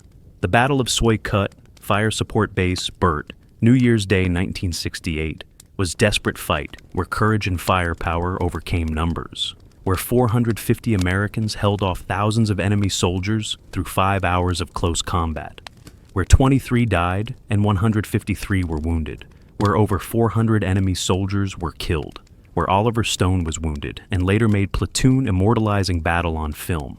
That's story. That's what happened. That's what deserves remembering. So, remember it. Tell others. Honor dead. Thank living. And never forget that on small fire base near Cambodian border, American soldiers stood against overwhelming odds and won. They deserve recognition. They deserve honor. They deserve to be remembered. So, remember them. Remember Fire Support Base Burt. Remember Soi Cut. Remember the battle that inspired Platoon. Remember men who fought there. Remember their courage. Remember their sacrifice. Remember them. Always. Forever. Because that's minimum they earned. Because that's what they deserve. Because remembering is how we honor them. So, remember. Please remember. Never forget Fire Support Base Burt. Never forget Battle of Soi Cut. Never forget New Year's Day 1968, when everything changed for men who survived and men who didn't. Remember them all, honor them all, thank them all. That's what we owe.